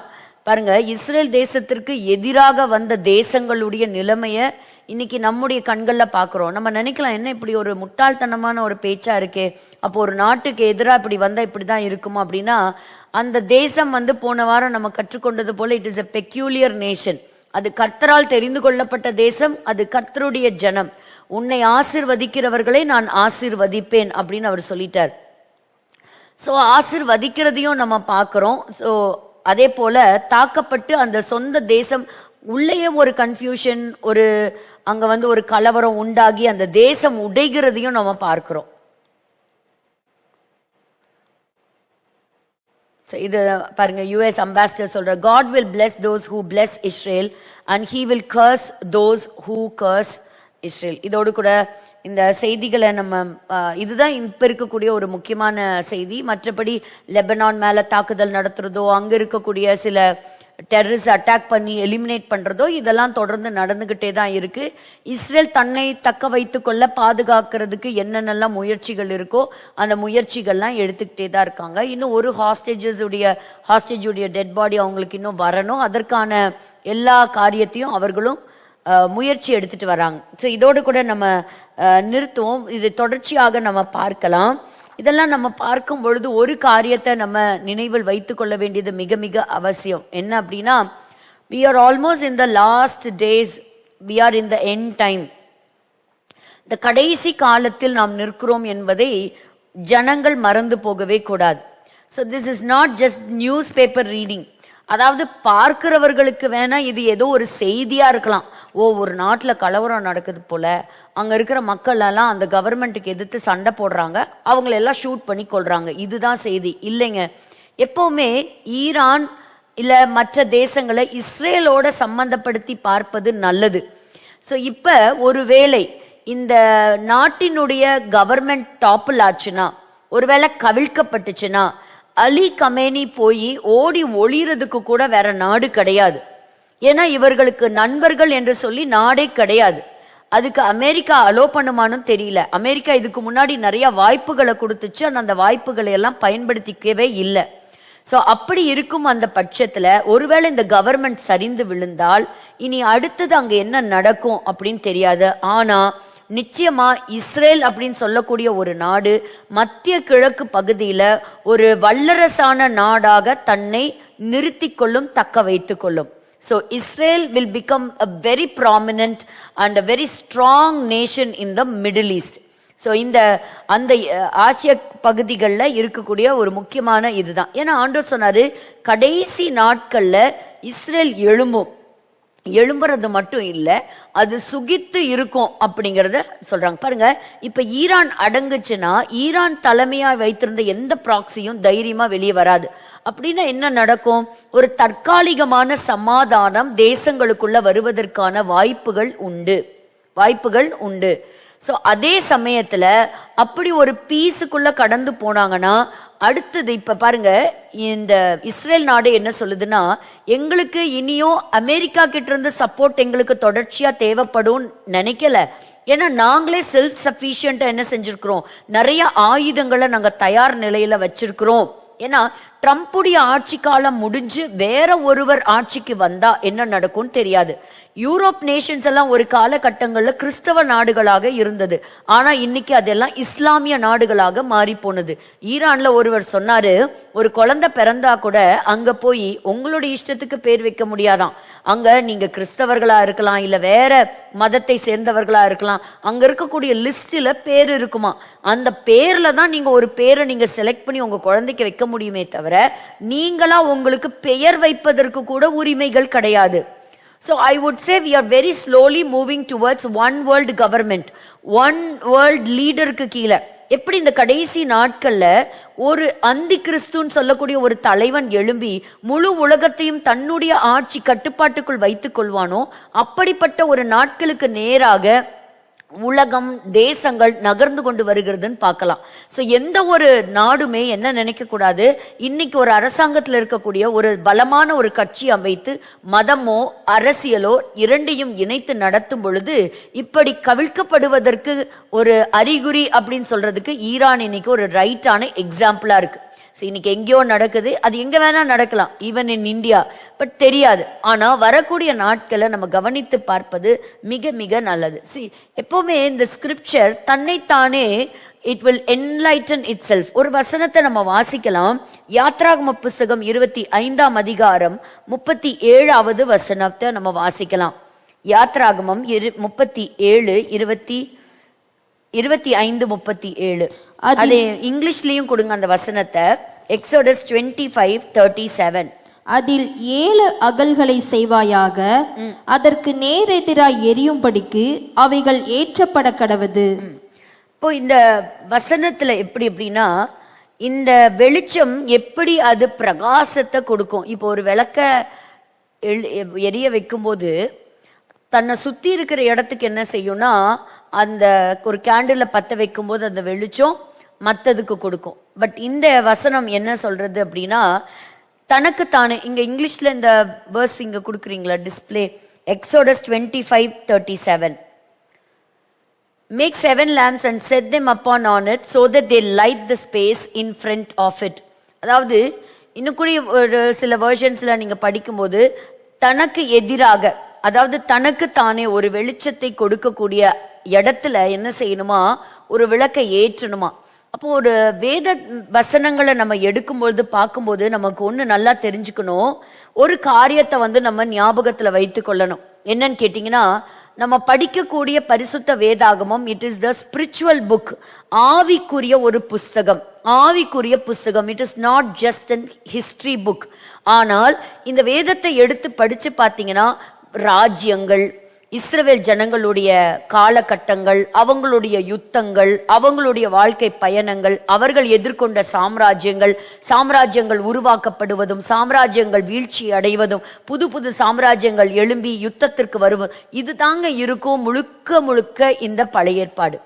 புதிய ஏற்பாடை எடுக்கும் பொழுதும் ஒரு புதிய அரசாங்கத்தை நீங்க மீட் பண்ணுவீங்க. ரோமன் கல்ச்சரை நீங்க மீட் பண்ணுவீங்க, கிரேக்க கலாச்சாரத்தை நீங்க மீட் பண்ணுவீங்க, அங்க இருக்கக்கூடிய இதெல்லாம் மீட் பண்ணுவீங்க. So it's all combine together.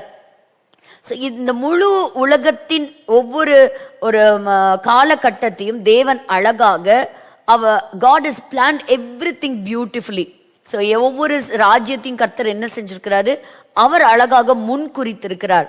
So it is a spiritual book. பாருங்க, யோவான் 6ஆம் அதிகாரம் 63வது வசனத்தை வாசிக்கலாம். யோவான் 6:63.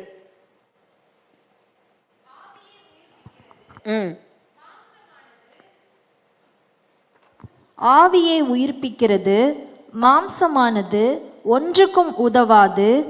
நான் உங்களுக்கு சொல்லுகிற வசனங்கள் ஆவியாயும் ஜீவனாயும் இருக்கிறது. அப்ப ஆண்டவர் இங்க சொல்லக்கூடிய ஒரு முக்கியமான வார்த்தை என்ன? நான் உங்களுக்கு சொல்லுகிற வசனங்கள். இப்ப வேதத்துல எழுதப்பட்ட வசனங்கள் ஒவ்வொன்றும் ஆவியாயும் ஜீவனுமாய் இருக்கிறது. So it is life. It doesn't contain life, but it is life. அது ஜீவனாய் இருக்கிறது. So ஆண்டவருடைய வார்த்தை ஜீவனாய் இருக்கிறது. அப்போ அது ஆவியாயும் ஜீவனுமாயும் இருக்கிறது. அப்போ இந்த வார்த்தைகளை நம்ம புரிஞ்சுக்கிறதுக்கு, இந்த பரிசுத்த வேதாகமத்தில் எழுதப்பட்ட இந்த வசனங்களை நம்ம தியானித்து இந்த வசனங்களுக்குள்ள மறைந்திருக்கக்கூடிய மறைபொருளை நம்ம புரிஞ்சுக்கிறதுக்கு ஆண்டவர் நமக்கு அப்படிப்பட்ட ஒரு ஆவிக்குரிய கண்களையும் ஆவிக்குரிய புரிதலையும் நமக்கு தரணும். மற்றவங்களுக்கு இது பார்க்கும் பொழுது உலக செய்தியாக இருக்கலாம், ஆனா எனக்கு அப்படி கிடையாது. நான் இதை படிக்கும் பொழுது ஆண்டவர் வைத்திருக்கிற கடைசி காலத்தின் திட்டம் என்ன, அந்த திட்டத்திற்கும் இப்பொழுது நடக்கக்கூடிய சம்பவத்திற்கும் என்ன தொடர்பு இருக்கிறது, இதன் மூலமாக ஆண்டவருடைய இந்த தீர்க்க தரிசன வசனங்கள் என்ன நிறைவேறுகிறது. இயேசு கிறிஸ்துவினுடைய அந்த காஸ்பல்ஸ் நம்ம படிக்கும்போது தீர்க்கதரிசிகளினால் உரைக்கப்பட்டது நிறைவேறும்படி இது நடந்துச்சு, தீர்க்கதரிசிகள் சொன்னது நிறைவேறும்படி இது நடைமுறைக்கு வந்தது அப்படின்னு சொல்லும்போது, ஏற்கனவே தீர்க்கதரிசிகளினாலே சொல்லப்பட்ட காரியங்கள் நீங்களும் நானும் வாழ்ந்து கொண்டிருக்கக்கூடிய நாட்கள்ல நிறைவேறி கொண்டிருக்கிறது.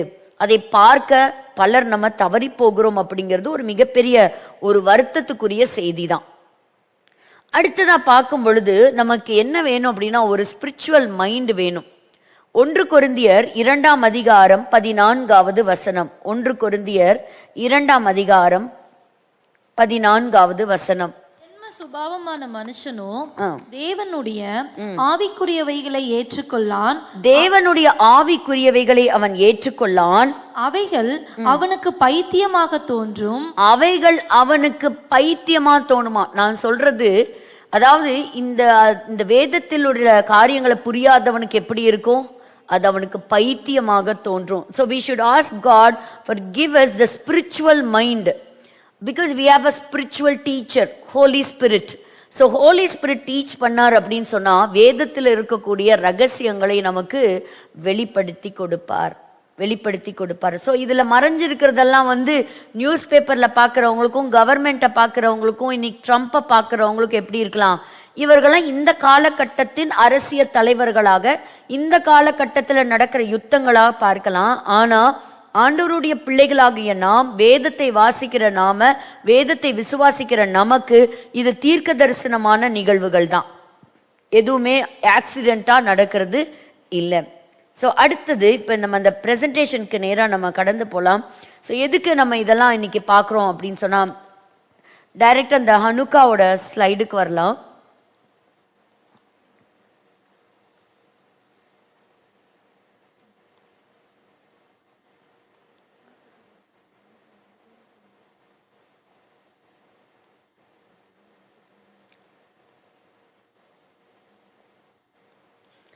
ஸோ இதெல்லாம் நம்ம எங்கே ஸ்டார்ட் பண்ணோம் அப்படின்னா, ஹனுக்கா அப்படின்னு சொல்லக்கூடிய ஒரு ஃபெஸ்டிவல்ல இருந்து ஆரம்பித்தோம்.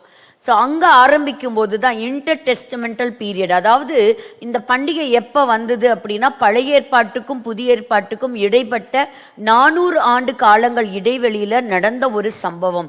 அன்னைக்கு ஒரு பொல்லாத ஒரு ராஜா இருந்தான், அவனுடைய பெயர் Antiochus எபிஃபானஸ்.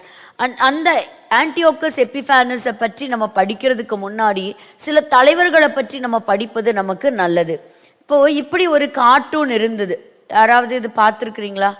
So Pinky and the Brain அப்படின்னு சொல்லிட்டு 1990s இப்போ ஸ்டீஃபன் ஸ்பீல்பர்க் அவர் என்ன செய்தார் அப்படின்னா, ஒரு லேப்ல இருந்த 2 மைஸை வச்சு ஒரு சின்ன கார்ட்டூனை குழந்தைங்களுக்காக அறிமுகப்படுத்தினார்.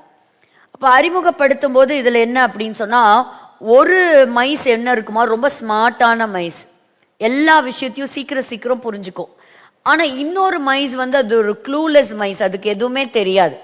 அப்படி 2 எலிய வச்சு ஒரு சின்ன ஒரு கார்ட்டூன் கதை. ஆனா அந்த கதை, அந்த எபிசோடு ஃபுல்லாவே எப்படி இருக்கும் அப்படின்னு கேட்டீங்கன்னா, இந்த ஸ்மார்ட் மைஸ் என்னன்னா எப்ப பாரு தந்திரமா ஒரு திட்டம் போட்டுட்டே இருக்குமா.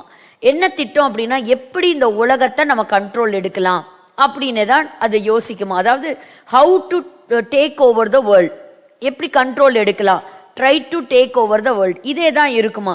ஸோ அப்படிதான் என்ன இருக்கு, த பிங்கி அண்ட் த பிரெயின் அப்படின்னு சொல்லிட்டு ஒரு எப்படி ஒரு டாமினேட்டிங் ஒரு பர்சனா வர்றது அப்படிங்கிறத.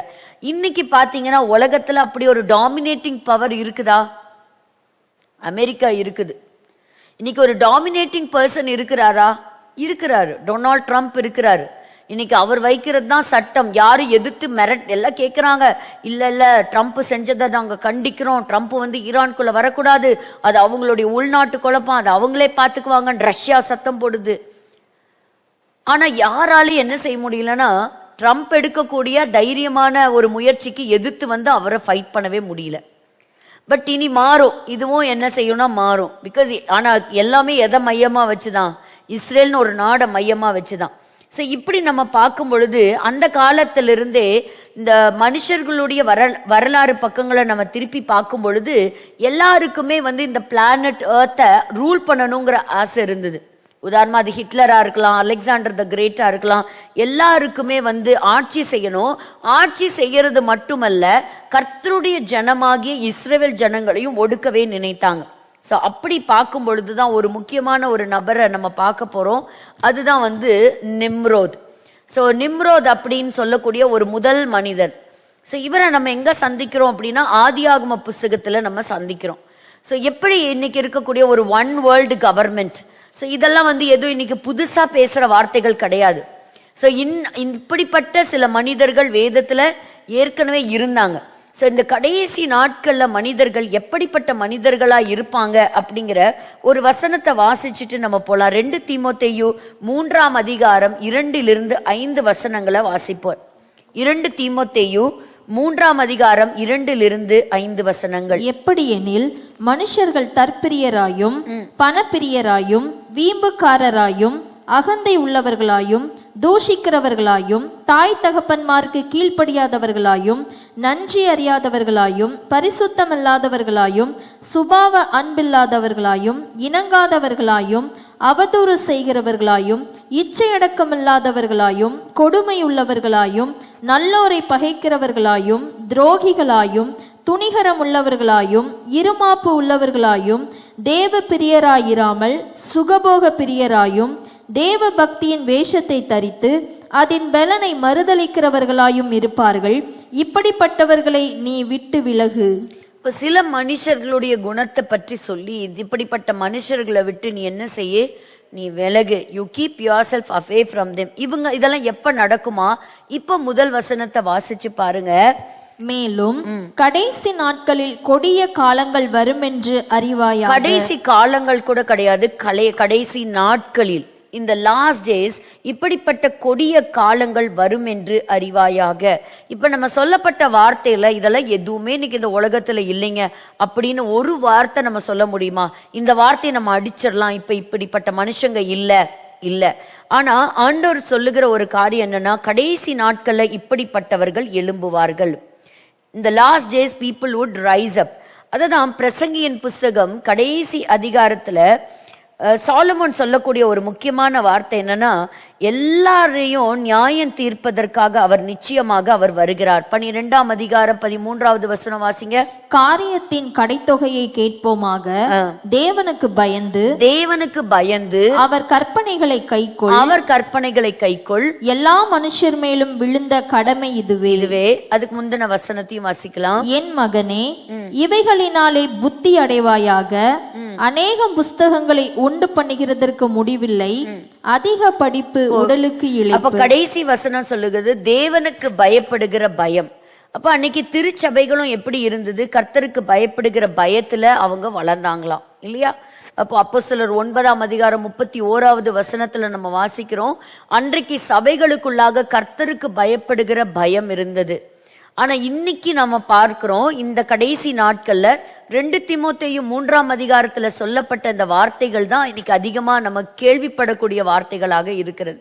தற்பிரியராய் மாறி போனவர்கள் இன்னைக்கு சபையை ஒரு முன்னோக்க பாதையில நடத்தாதபடிக்கு இன்னைக்கு சபை ரொம்ப ஒரு சபைக்குள்ள ஒரு கரப்ஷன் வந்துருச்சுன்னு சொல்லலாம். ஆனா முழுமையாக அல்ல. கர்த்தருக்கு பிரியமான தேவ மனிதர்களையும் தேவன் வைத்திருக்கிறார். நிச்சயமாக அவருடைய வருகை சமீபமாய் இருக்கிறது. அவர் எடுத்துக்கொள்வதற்கு அவர் வருவார். But what we must have in our hearts the fear for the God. ஆண்டவருக்கு பயப்படுகிற பயம் நமக்கு நிச்சயமாக வரணும். இது ஒரு கட்டளை. பயப்படாதிருங்கள் அப்படின்னு சொன்னா, அதாவது மற்ற கவர்மெண்ட்டுக்கும் மற்ற மனுஷர்களுக்கும் நீ பயப்படாத, ஆனா யாருக்கு நீ பயப்படணும்? அதுதான் லூக்காலையும் நம்ம வாசிப்போம். லூக்கா 12ஆம் அதிகாரம் 5வது வசனத்தை நம்ம வாசிக்கும் போது, லூக்கா 12ஆம் அதிகாரம் 5வது வசனம், நீங்கள் இன்னாருக்கு பயப்பட வேண்டும் என்று உங்களுக்கு காண்பிக்கிறேன். கொலை செய்த பின்பு நரகத்திலே தள்ள வல்லமையுள்ளவருக்கு பயப்படுங்கள். ஆம், அவருக்கே பயப்படுங்கள் என்று உங்களுக்கு சொல்லுகிறேன். அவருக்கே பயப்படுங்கள் என்று சொல்லுகிறேன். இப்ப இன்னைக்கு நம்ம கண்களுக்கு முன்பாக ஆண்டவரை நம்ம பார்க்கல, ஆனா ஆண்டவருடைய வசனம் ஆவியாயும் ஜீவனுமாய் இருக்கிறது. வசனத்தின் வழியாக நம்ம அவரை சந்திக்கிறோம். இந்த வார்த்தை நமக்கு கற்றுக் கொடுக்கிறது என்ன? நீ யாருக்கு பயப்படணும்? நீ நரகத்திலே தள்ள வல்லமை உள்ளவருக்கு பயப்படுங்கள். அது யாரு? ஆண்டவராகிய இயேசு கிறிஸ்து. நம்முடைய திரியேக தேவனுக்கு நாம் பயப்பட வேண்டியது அவசியமாய் இருக்கிறது. இப்ப we must have the fear of God. இப்போ இந்த கடைசி நாட்கள்ல பாருங்க, இந்த அரசாங்கத்துக்கு மக்கள் சொல்றாங்க, இனி நாங்க அரசாங்கத்துக்கு நாங்க பயப்பட போறது இல்ல, இனிமேல் எங்க உயிர் போனா போயிட்டு போகுது, ஆனா எங்க நாடு என்ன ஆகணும்? இப்படிப்பட்ட இந்த கொடுங்கோல் ஆட்சியிலிருந்து விடுதலை ஆனா போதும் அது நடந்தா போதும் அப்படிங்கிற அளவுக்கு மக்கள் தங்களுடைய உயிரையும் மாய்த்து கொள்வதற்கு தயாரான நிலைமையில இருக்கிறாங்க. ஆனா ரட்சிக்கப்படாத ஆத்துமாக்கள் எத்தனை பேர் இருக்கிறாங்க. சோ இன்னைக்கு நம்மள கர்த்தர் ஒரு பாதுகாப்பான இடத்துல வைத்திருக்கிறார் அப்படின்னு சொன்னா மற்றவர்களுக்காக ஜெபிக்கத்தான். அதே சமயத்துல நமக்குள்ள என்ன வேணும்? கர்த்தருக்கு பயப்படக்கூடிய ஒரு பயம் வேணும். கர்த்தருடைய ஆலோசனை இல்லாமல், கர்த்தருக்கு பயப்படாமல் ஒரு மனிதனை நாம் சந்திக்கிறோம். அவன்தான் யார் அப்படின்னு கேட்டா இந்த நிம்ரோத் அப்படின்னு சொல்லக்கூடிய ஒரு மனிதன். சோ இவருடைய நாட்கள்ல என்ன நடந்துச்சு அப்படிங்கறத நம்ம பார்க்கலாம். இந்த பழைய ஏற்பாட்டினுடைய புஸ்தகத்துல நம்ம வாசிக்கும் போது 4 முறைதான் இந்த நிம்ரோதை பற்றி சொல்லப்பட்டிருக்கிறது. வாசிக்கலாம். ஆதியாகம புஸ்தகம் 10ஆம் அதிகாரம் 8வது வசனம் வாசிப்போம். கூஷ் நிம்ரோத்தை பெற்றான். கூஷ் நிம்ரோதை பெற்றான். இவன் பூமியிலே பராக்கிரமசாலியானான். அவன் பூமியிலே பராக்கிரமசாலியாய் இருந்தான். 9வது வசனம். இவன் கர்த்தருக்கு முன்பாக பலத்த வேட்டைக்காரனாயிருந்தான். கர்த்தருக்கு முன்பாக பயங்கர ஒரு பலத்த வேட்டைக்காரன். ஆகையால் கர்த்தருக்கு முன்பாக பலத்த வேட்டைக்காரனான நிம்ரோத்தை போல என்னும் வழக்கு சொல் உண்டாயிற்று. அப்ப பாருங்க, இவனுக்கு நிகரா அன்னைக்கு வாழ்ந்த மக்கள் தொகை ஒரு கொஞ்சம் மக்கள் தான் இருந்திருப்பாங்க. அவங்களுக்கு நடுவுல இப்படிப்பட்ட ஒரு மனிதன் இருந்தானா, அவன் தான் நிம்ரோத். இப்ப நிம்ரோதை பத்தி ஏன் நம்ம படிக்கிறோம்? நம்ம ஆன்டியோகஸ் எபிஃபானஸை பத்தி புரிஞ்சுக்கிறதுக்கு. எதுக்கு ஆன்டியோகஸை பத்தி நான் படிக்கணும்? ஏன்னா இவங்கெல்லாம் ஒரு மாடல் தான். ஏன்னா இன்னும் அதி சீக்கிரத்துல உள்ளே நுழைய போகின்ற அந்தி கிறிஸ்துவுக்கு ஒரு அடையாளமா இவங்கெல்லாம் இருக்கிறாங்க. So we are all expecting God's coming. எத்தனை பேர் ஆண்டவருடைய வருகை எதிர்பார்க்கிறீர்கள்? நிச்சயமாகவே. சோ நம்ம எதிர்பார்க்கிற நமக்குள்ள அப்படிப்பட்ட ஒரு ஆயத்தம் இருக்கணும், ஒரு ப்ரிப்பேர்ட்னஸ் நமக்குள்ள இருக்கணும். அப்ப அடுத்த சம்பவம் இந்த உலகத்துல என்ன நடக்க போகுது பாருங்க. ஏராளமான தீர்க்க தரிசனங்களை நம்ம கேட்டோம் 2026 தொடங்கும் போது இல்லையா? பல ஆசீர்வாதங்களான வார்த்தைகள் நல்லதுதான். ஆனா 2026 துவக்கத்திலிருந்தே இப்படிப்பட்ட ஒரு யுத்தத்தின் செய்தியை தான் நம்ம தொடர்ச்சியா கேட்டுட்டு இருக்கிறோம். அடுத்தது இனி என்ன நடக்க போகுதுன்னே நம்ம யாருக்குமே ஒண்ணுமே தெரியல. சோ வசனம் சொல்லுகிறது, கர்த்தருக்கு முன்பாக ஒரு பலத்த வேட்டைக்காரன் அப்படின்னு சொல்லக்கூடிய ஒரு பெயர். இது 2வது. அடுத்தது 1 நாளாகம புஸ்தகம் 1 அதிகாரம் 10வது வசனம். 1 நாளாகம புஸ்தகம் 1 அதிகாரம் 10வது வசனம். கூஷ் நிம்ரோத்தை பெற்றான். இவன் பூமியிலே பராக்கிரமசாலியானான். இவன் ஒரு பராக்கிரமசாலி, இவன் ஒரு பராக்கிரமசாலி அப்படின்னு சொல்லிட்டு இவனுடைய பெயர் மறுபடியுமாக பதிவு செய்யப்பட்டிருக்கிறது. மீகா 5ஆம் அதிகாரம் 6வது வசனத்தை நம்ம வாசிக்கலாம். 6வது வசனம். இவர்கள் அசிரியா தேசத்தையும் நிம்ரோதின் தேசத்தையும் அதனுடைய வாசல்களுக்கு உட்புறமாக பட்டயத்திற்கு இரையாக்குவார்கள். அசிரியன் நம்முடைய தேசத்தில் வரும்போதும் நம்முடைய எல்லைகளை மிதிக்கும் போதும் அவனுக்கு நம்மை தப்புவிப்பார். அசீரியா தேசத்தையும் நிம்ரோதின் தேசத்தையும், இந்த நிம்ரோது ஆதியாகம புஸ்தகத்துல இருந்தது பேரு. அந்த பழைய ஏற்பாட்டினுடைய கடைசியிலையும் நிம்ரோதின் தேசம், அவனுடைய தேசம் 2 முக்கியமான தேசம். ஒன்னு அசீரியா, ஒன்னு பாபிலோன். இந்த 2 தேசமே பாத்தீங்கன்னா கர்த்தருடைய ஜனத்தை அடிமைகளாக சிறைப்படுத்தி கொண்டு போன தேசங்கள் தான். இப்ப இந்த நிம்ரோதை பத்தி சொன்ன 2 தேசமே எப்படிதான், அந்த ஆதியாகம 10ஆம் அதிகாரத்தை நம்ம வாசிக்கும் போது அவன் தொடர்ந்து என்னென்ன பட்டணத்தை எல்லாம் அவன் கட்டினான்னு பார்க்கும் பொழுது இந்த பராக்கிரமசாலி was a grand and efficient ஆர்கிடெக்டா அந்த நாட்கள்ல அவன் இருந்திருக்கிறான். அவன் இருக்கும்போது நிறைய பட்டணங்கள் அவன் கட்டி இருக்கிறான். அப்போ அவன் அந்த நாட்கள்ல அசீரியா பட்டணம், பாபிலோன் பட்டணம், இது எல்லாம் பெயர் போன பட்டணங்கள். ஆனா அந்த பட்டணத்திற்கு ஒரு அடிச்சுவடே யாருதான்? இந்த நிம்ரோது தான். So who is the founder of all these cities? Nimrod. So இந்த பாபிலோனுங்கிற பெயர் ஆதியாகமத்துல மட்டும் இல்ல, வெளிப்படுத்தின வரைக்குமே என்ன படிக்க போறோம்? இந்த பெயரை நம்ம படிக்க போறோம். ஆனா இந்த 4 வசனங்கள்ல தான் நம்ம இவரோட பார்க்கிறோம். பாருங்க, 10ஆம் அதிகாரம் 10லிருந்து 12வது வசனம் வரைக்கும் நம்ம வாசிக்கலாம். ஆதியாகமம் 10. பாபேல், ஏரேக், அக்காத், ஆதிஸ்தானங்கள்,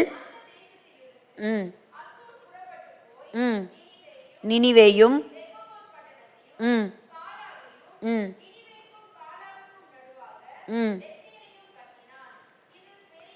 அப்போ பெரிய பெரிய பட்டணங்களை கட்டினவன்.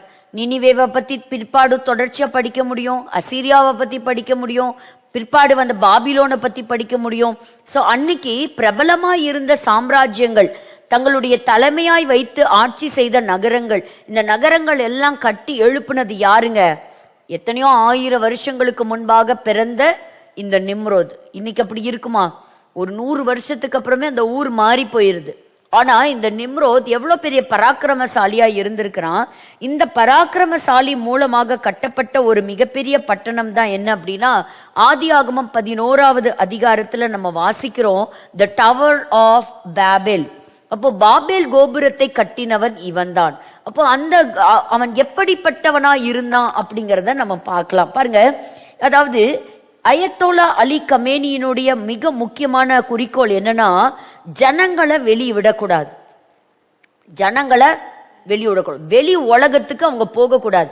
எலக்ட்ரிசிட்டியை கட் பண்ணு, அவங்களுக்கு இன்டர்நெட் ஃபெசிலிட்டி கொடுக்காத, இங்க நடக்கிறது வெளி உலகத்துக்கு தெரியக்கூடாது, இங்க நடக்கிற இந்த ப்ரொட்டஸ்டர்ஸை நம்ம கண்ட்ரோலுக்குள்ள கொண்டு வரணும், இவங்களை அடக்கணும், நம்மளுடைய வார்த்தைக்கு அவங்க கீழ்ப்படியணும். இதை உங்க மைண்ட்ல வச்சுட்டு இப்ப படிங்க. இப்போ 11வது அதிகாரத்துல பாருங்க, முதல் வசனம் சொல்லுகிறது, பூமி எங்கும் ஒரே பாஷையும் ஒரே விதமான பேச்சும் இருந்தது. ஜனங்கள் கிழக்கே இருந்து பிரயாணம் பண்ணுகையில் சினையார் தேசத்திலே சமபூமியை கண்டு அங்கே குடியிருந்தார்கள். அப்பொழுது அவர்கள், நாம் செங்கல் அறுத்து அதை நன்றாய் சுடுவோம் வாருங்கள் என்று ஒருவரோடொருவர் பேசிக் கொண்டார்கள். இப்ப இந்த முதல்ல இது மட்டும் நான் சொல்றேன். அதாவது ஒருத்தர் சொல்றாரு, ஆண்டவர் பல கட்டளைகள் கொடுத்தாங்களாம், ஒருத்தரும் ஒரு கட்டளையும் கீழ்ப்படியலையாம், ஆனா ஒரே ஒரு கட்டளை மட்டும் கீழ்ப்படிஞ்சாங்களாம். அது என்னது? நீங்கள் பலுகி பெருகி பூமியை நிரப்புங்கள். அப்ப அந்த அளவுக்கு ஜனக்கூட்டம் அதிகமாயிருச்சு. சோ அப்படி ஃபுல் ஆயிருச்சு. பாபேல் அப்படின்னு சொன்னா கேட் டு ஹெவன் அப்படின்னு இருக்கக்கூடிய அந்த அர்த்தமே ஒரு குழப்பமான ஒரு இடமாக மாறி போனது. அப்ப அந்த இடத்துல இப்ப விசினிட்டி ஆஃப் ஷினார் 11ஆம் அதிகாரம் 2வது வசனத்துல நம்ம வாசிச்சோம். அப்ப அங்க இருக்கும்போது கிழக்கே இருந்து பிரயாண பணியில் சினையார் தேசம். தி ஹீப்ரூ வேர்ட் ஷினார் அப்படின்னு சொல்றது எங்கிருந்து வருது? அக்காடியன் மொழியில் இருக்கக்கூடிய ஷூமேர். சுமேரியர்களை பத்தி நம்ம படிச்சிருக்கோம் இல்லையா? நம்மளுடைய ஹிஸ்டரி புக்ஸை படிக்கும்போது மெசோபொட்டாமியா, சுமேரியர்கள் ஆதி மக்கள், ஆதி மனிதர்கள், அங்கிருந்து தான் வந்து அந்த கலாச்சாரங்கள்லாம் தொடங்குச்சுன்னு படிக்கிறோம். சோ இந்த வார்த்தை, இந்த ஷினார் அப்படிங்கிறது அங்கிருந்து தான் வந்திருக்கணும். அதுக்கப்புறம் தான் அந்த மெசோபொட்டாமியா சிட்டி ஆஃப் பாபிலன், அது என்ன இருக்கணும், அது உருவாக்கப்பட்டிருக்கணும், அது ஃபவுண்ட் ஆயிருக்கணும். அப்போ பாபேல் அப்படின்னு சொல்லக்கூடிய இந்த இடம் இங்க சொல்லப்பட்டிருக்குது. எபிரேய மொழியில பாலால் அப்படின்னு சொல்லக்கூடிய ஒரு வார்த்தை. அப்போ இந்த இடத்துல இவங்க எப்படிப்பட்ட மக்களா இருந்தாங்களாம்? ஒரு பெரிய கோபுரத்தை கட்டுறாங்க.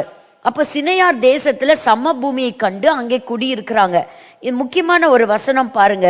ஒருவரோடு ஒருவர் என்ன செய்யறாங்களாம்? செங்கல் செஞ்சுக்கலாம். இது வந்து man made bricks. It is not God made, it is man made. ஆண்டவரோட ஆலோசனையே இல்லாம, ஆலோசனைய கேட்காம மனிதன் தானாக எடுத்துக்கொண்ட ஒரு முயற்சி. அவனே ஒரு பிளான் போடுறான், அவனே ஒரு பெரிய கட்டடத்தை, உயரமான கட்டடத்தை கட்டலான்னு அவனே ஒரு பிளான் அந்த இடத்துல போடுறான். அப்போ அவங்க பாருங்க, நன்றாய் சுடுவோம் வாருங்கள் என்று ஒருவரோடு ஒருவர் பேசிக்கொண்டார்கள். கல்லுக்கு பதிலாக செங்கல், சாந்துக்கு பதிலாக நிலக்கீழும் அவர்களுக்கு இருந்தது. பின்னும் அவர்கள், நாம் பூமியின் மீதெங்கும் சிதறி போகாதபடிக்கு நமக்கு ஒரு நகரத்தையும் வானத்தை அளாவும் சிகரமுள்ள ஒரு கோபுரத்தையும் கட்டி நமக்கு பேர் உண்டாக பண்ணுவோம் வாருங்கள் என்று சொன்னார்கள். இந்த வசனத்துல பார்க்கும் பொழுது கர்த்தருக்குன்னு ஒரு வார்த்தை கூட இருக்காது. எல்லாமே எப்படி இருக்கும் அப்படின்னா, நாம பூமியிலிருந்து எங்க போயிடக்கூடாது, எங்கேயும் செதறி போயிடக்கூடாது. இன்னைக்கு இருக்கக்கூடிய ஈரான் மக்கள் வெளியே எங்கேயும் என்ன வந்துடக்கூடாது, செதறி வந்துடக்கூடாது, சிதறி போகாதபடி நமக்கு ஒரு நகரம் வேணும், நமக்கு ஒரு இடம். இன்னைக்கும் இடத்துக்கு தான் ஒரு சண்டை. வானத்தை அளாவும், அதாவது நம்ம நினைக்கலாம் நம்முடைய இந்த முன்னோர்களுடைய நாட்கள்ல ஏதோ அவர்கள் முட்டாள்தனமா ஒரு யோசனை செஞ்சுட்டாங்களா? இல்ல, அன்னைக்கு இருந்த மக்கள் எப்படி இருந்தாங்களா? இன்னைக்குதான் வந்து சயின்ஸ், டெக்னாலஜி, டெலஸ்கோப் எல்லாம் யூஸ் பண்ணிருக்கிறோம். பட் இதெல்லாம் இல்லாத காலகட்டங்கள்லயே அவங்க வந்து ரொம்ப ஞானிகளா இருந்திருக்கிறாங்க. உதாரணமா இங்க கட்டப்பட்ட இந்த கட்டிடம் நின்று போனது, பாதியிலே இந்த கோபுரம் நின்னு போச்சு. இப்படி ஒரு கட்டிடம் கட்டினதுக்கு ஒரு அடையாளமா என்ன சொல்றாங்க அப்படின்னா, இந்த நகரத்துல ஆதி மக்கள் இருந்த நாட்கள்ல அவங்க வணங்கின ஒரு கோவில் கட்டினாங்க. அந்த பிக்சர் அந்த பிபிடில இருக்கு, பார்க்கலாம் பாருங்க. அந்த பிபிடி நேரா போலாம். தட் இஸ் கால்ட் ஜிகரெட்னு பேரு. ஜிகரெட்னு பேரு. பிரமிட் எப்படி இருக்கும்? ஸோ பிரமிடுடைய டைப்ல என்ன செய்வாங்க, அந்த பில்டிங் வந்து கட்டுவாங்க. ஸோ அந்த பில்டிங்கை கட்டும்போது என்ன பண்ணுவாங்களாம், ஒரு 7 லேயர்ஸை வைத்து வந்து அவங்க கட்டுவாங்களாம். பாருங்க, இதை எடுத்துக்கோங்க. இது வந்து ஒரு சாம்பிள், ஒரு பாபேல் உடைய கட்டிடத்துக்கு ஒரு சாம்பிள். பட் இந்த கோபுரத்துக்கும் நிறைய என்ன வச்சிருப்பாங்களாம், நிறைய அதுக்கு சில அர்த்தங்களை வச்சிருப்பாங்களாம். அந்த கீழே இருக்கக்கூடிய அந்த ஃபர்ஸ்ட் லோயஸ்ட் லேயர் இருக்கு பாருங்க, அந்த கீழே இருக்கக்கூடிய அந்த அடித்தளம் அது வந்து கருப்பு நிறத்துல இருக்குமா. அந்த கருப்பு நிறத்துல இருக்கிறது எதற்கு அடையாளமா இருக்குமா, சாட்டன் அப்படின்னு சொல்லக்கூடிய அந்த கிரகத்துக்கு இணைக்கக்கூடிய ஒரு இடத்துல வச்சிருப்பாங்களாம். அதுக்கு மேல இருக்கக்கூடிய ஒரு லேயர் வந்து ஆரஞ்சு கலர்ல இருக்குமா, அது எது குறிக்கும்னா ஜூபிட்டரை குறிக்குமா. அதுக்கு மேல இருக்கக்கூடிய ஒரு லேயரை பாத்தீங்கன்னா ஒரு ரெட் கலர்ல இருக்குமா, அது மார்ஸை குறிக்குமா. இப்படி தங்களுக்கு மேல இருக்கக்கூடிய ஆகாய விரிவிலே ஏராளமான இந்த கிரகங்கள், பிளானட்ஸ் இருக்கு அப்படிங்கறத முன் அறிந்தவர்களாம். அதனாலதான் ஆண்டவர் வந்து இப்படிப்பட்ட இந்த கிரகங்களை விசாரிக்கிறவர்களுக்கு கர்த்தர் ஒரு சாபத்தை உண்டாக்குகிறார். என்ன செய்யக்கூடாது, இந்த நாள் பார்க்கறது, ஜோசியம் பார்க்கறது, இப்படிப்பட்ட அந்த பிளானட்ஸை வச்சு இன்னைக்கு வரைக்கும் வந்து சயின்ஸ் வழியா சொல்றோம், அது வழியா சொல்றோம். அதனாலதான் அந்த மக்களை தேவன் சபித்தார். ஸோ அதை கேட்க கூடாது, அந்த மாதிரி நம்ம பார்க்க கூடாதுங்கிறதுக்கு ஆரம்ப காலத்துல இவங்க ஒரு அடையாளமா இந்த 7 லேயர்லயும் அந்த ஜோடியாக் சைனுங்கிற அந்த சைன் என்ன செஞ்சிருப்பாங்களாம், பதிவு செய்திருப்பாங்களாம். ஸோ இவங்க என்ன நினைக்கிறாங்க, நம்ம கட்டக்கூடிய ஒரு கட்டிடம் அது வானத்தின் வாசலாக இருக்கும். ஸோ அதாவது இவங்க கட்டுற கட்டடம் எங்க கொண்டு போக நினைக்கிறாங்க, they want to build a tower which will go beyond the space. அதுதான் இந்த இடத்துல நம்ம சொல்றாங்க பாருங்க, நமக்கு ஒரு நகரத்தையும் வானத்தை அளாவும். So they want to construct in such a way it should be so big and tall. அது எங்க போகணும், அந்த ஸ்பேஸை விட்டு அவுட்டர் ஸ்பேஸுக்கு போகணும்னு நினைக்கிறாங்க. ஸோ அன்னைக்கே அவனுக்கு அப்படிப்பட்ட ஒரு எண்ணங்கள் அவனுக்குள்ள இருந்தது. ஆனா இந்த இடத்துல ஆண்டவருடைய அனுமதியோ, ஆண்டவர் வந்து இந்த இடத்துல அவன் டவர் கட்டினதுக்காக அவன் மேல கோபப்படல. ஆனால் தேவனுடைய வல்லமையை மட்டுப்படுத்தி தன்னை பெருமைப்படுத்தி தன்னை காண்பிப்பதற்காக கட்டப்பட்ட ஒரு கட்டிடம். ஆனா பாருங்க, ஒரு பேர் உண்டாக சொல்லிக் கொண்டார்கள். மனுபுத்திரர் கட்டுகிற நகரத்தையும் கோபுரத்தையும் பார்க்கிறதற்கு கர்த்தர் இறங்கினார். அப்ப எல்லா ஜனங்களும் ஒரே கூட்டமா ஒரே லாங்குவேஜ் பேசிட்டு இருந்தாங்க. ஆனா அந்த இடத்துல கர்த்தர் என்ன செஞ்சாரு, அவங்கவுங்க பேசின லாங்குவேஜை தாறுமாறாக்கி போட்டார். இந்த பாபேல் கோபுரத்தை எடுத்து கட்டினவன் நிம்ரோத். அப்போ இந்த நிம்ரோதினுடைய தலைமையில இப்படிப்பட்ட ஒரு கோபுரம் கட்டப்பட்டது. அது பாதியிலே நிறுத்தப்பட்டது. எந்த ஒரு திட்டமும் தேவனுக்கு விரோதமான திட்டங்கள் நிச்சயமாக நிறுத்தப்படும். ஆண்டவர் கொஞ்ச நாள் என்ன செய்வார், அலோ பண்ணுவார். ஆனா அதுவே பாருங்க, அப்போஸ்தலர் 2ஆம் அதிகாரத்துல பல பாஷைகளை பேசக்கூடியவர்கள் ஒரே இடத்துல கூடுறாங்க. இங்க எப்படி ஒரே லாங்குவேஜ பேசினவங்க பற்பல லாங்குவேஜ பேசி ஊரு புறம் பல்வேறு இடங்கள்ல செதறி போயிட்டாங்க. ஒருத்தன் ஹிந்தி பேசுறான், ஒருத்தன் சைனீஸ் பேசுறான், ஒருத்தன் தமிழ் பேசுறான். இப்படி ஒவ்வொருத்தன் ஒவ்வொரு லாங்குவேஜ் பேசுறான். ஒருத்தன் பேசுறது ஒருத்தனுக்கு புரியல. அப்ப பாபேல் அப்படின்னா அது கேட் ஆஃப் ஹெவனுங்கிற அந்த அர்த்தம் மாறி it became a place of confusion. குழப்பத்தின் நகரமாகவே மாறி போனது. இன்னைக்கும் நம்ம அப்படிப்பட்ட ஒரு குழப்பம் நிறைஞ்ச ஒரு உலகத்துல தான் இருக்கிறோம். ஆனாலும் அதே சமயத்துல ஆண்டவர் ஆவியானவர் கொடுக்கக்கூடிய ஒரு அழகான வார்த்தை என்ன, இதே போல பற்பல பாஷைகளை பேசின யூத மக்கள் பாருங்க, பெந்தேகோஸ்தே என்னும் நாள் வந்த பொழுது அத்தனை பேர்த்தையும் ஆண்டவர் சிதறி போனவர்களை கூட்டி சேர்த்தார். பாருங்க, யூதர்கள் தேசம் முழுவதும் செதறி போயிருந்தாங்க. அவர்கள் எல்லாரும் ஒருமனப்பட்டு ஓரிடத்திலே வந்திருந்தார்கள். அப்ப ஆண்டவர் நினைச்சா ஒரு இடத்துல இருந்து களைச்சு செதறி போகவும் செய்ய முடியும், செதறி போனவங்களை கூட்டி சேர்க்கவும் முடியும். அன்னைக்கு எல்லாரும் வந்தவங்கலாம் ஒரே லாங்குவேஜ் பேசல. எல்லாருமே என்ன செஞ்சாங்க, பல லாங்குவேஜ் பேசினாங்க. ஆனா இந்த வசனத்தை நீங்க தொடர்ந்து வாசிக்கும் போது பேசினா அவங்க பேசுறது எல்லாருக்குமே புரிஞ்சுது. என்னடா நம்ம லாங்குவேஜ் இவங்க பேசுறாங்க அப்படின்னு சொன்னது. ஆனா எல்லாருமே அங்க இருந்த மக்கள் எல்லாம் என்னதான் பேசியிருப்பாங்க, ஒரே லாங்குவேஜ் தான் பேசினாங்க. ஆனா பல்வேறு தேசத்துல இருந்து வந்தவங்க எல்லாரும் ஆச்சரியப்பட்டாங்க. என்னடா நான் வந்து இந்த தேசத்துல இருந்து வந்திருக்கேன், என்னோட லாங்குவேஜ அது எடுத்திருந்தீங்கன்னா படிங்க. எல்லாரும் பிரமித்து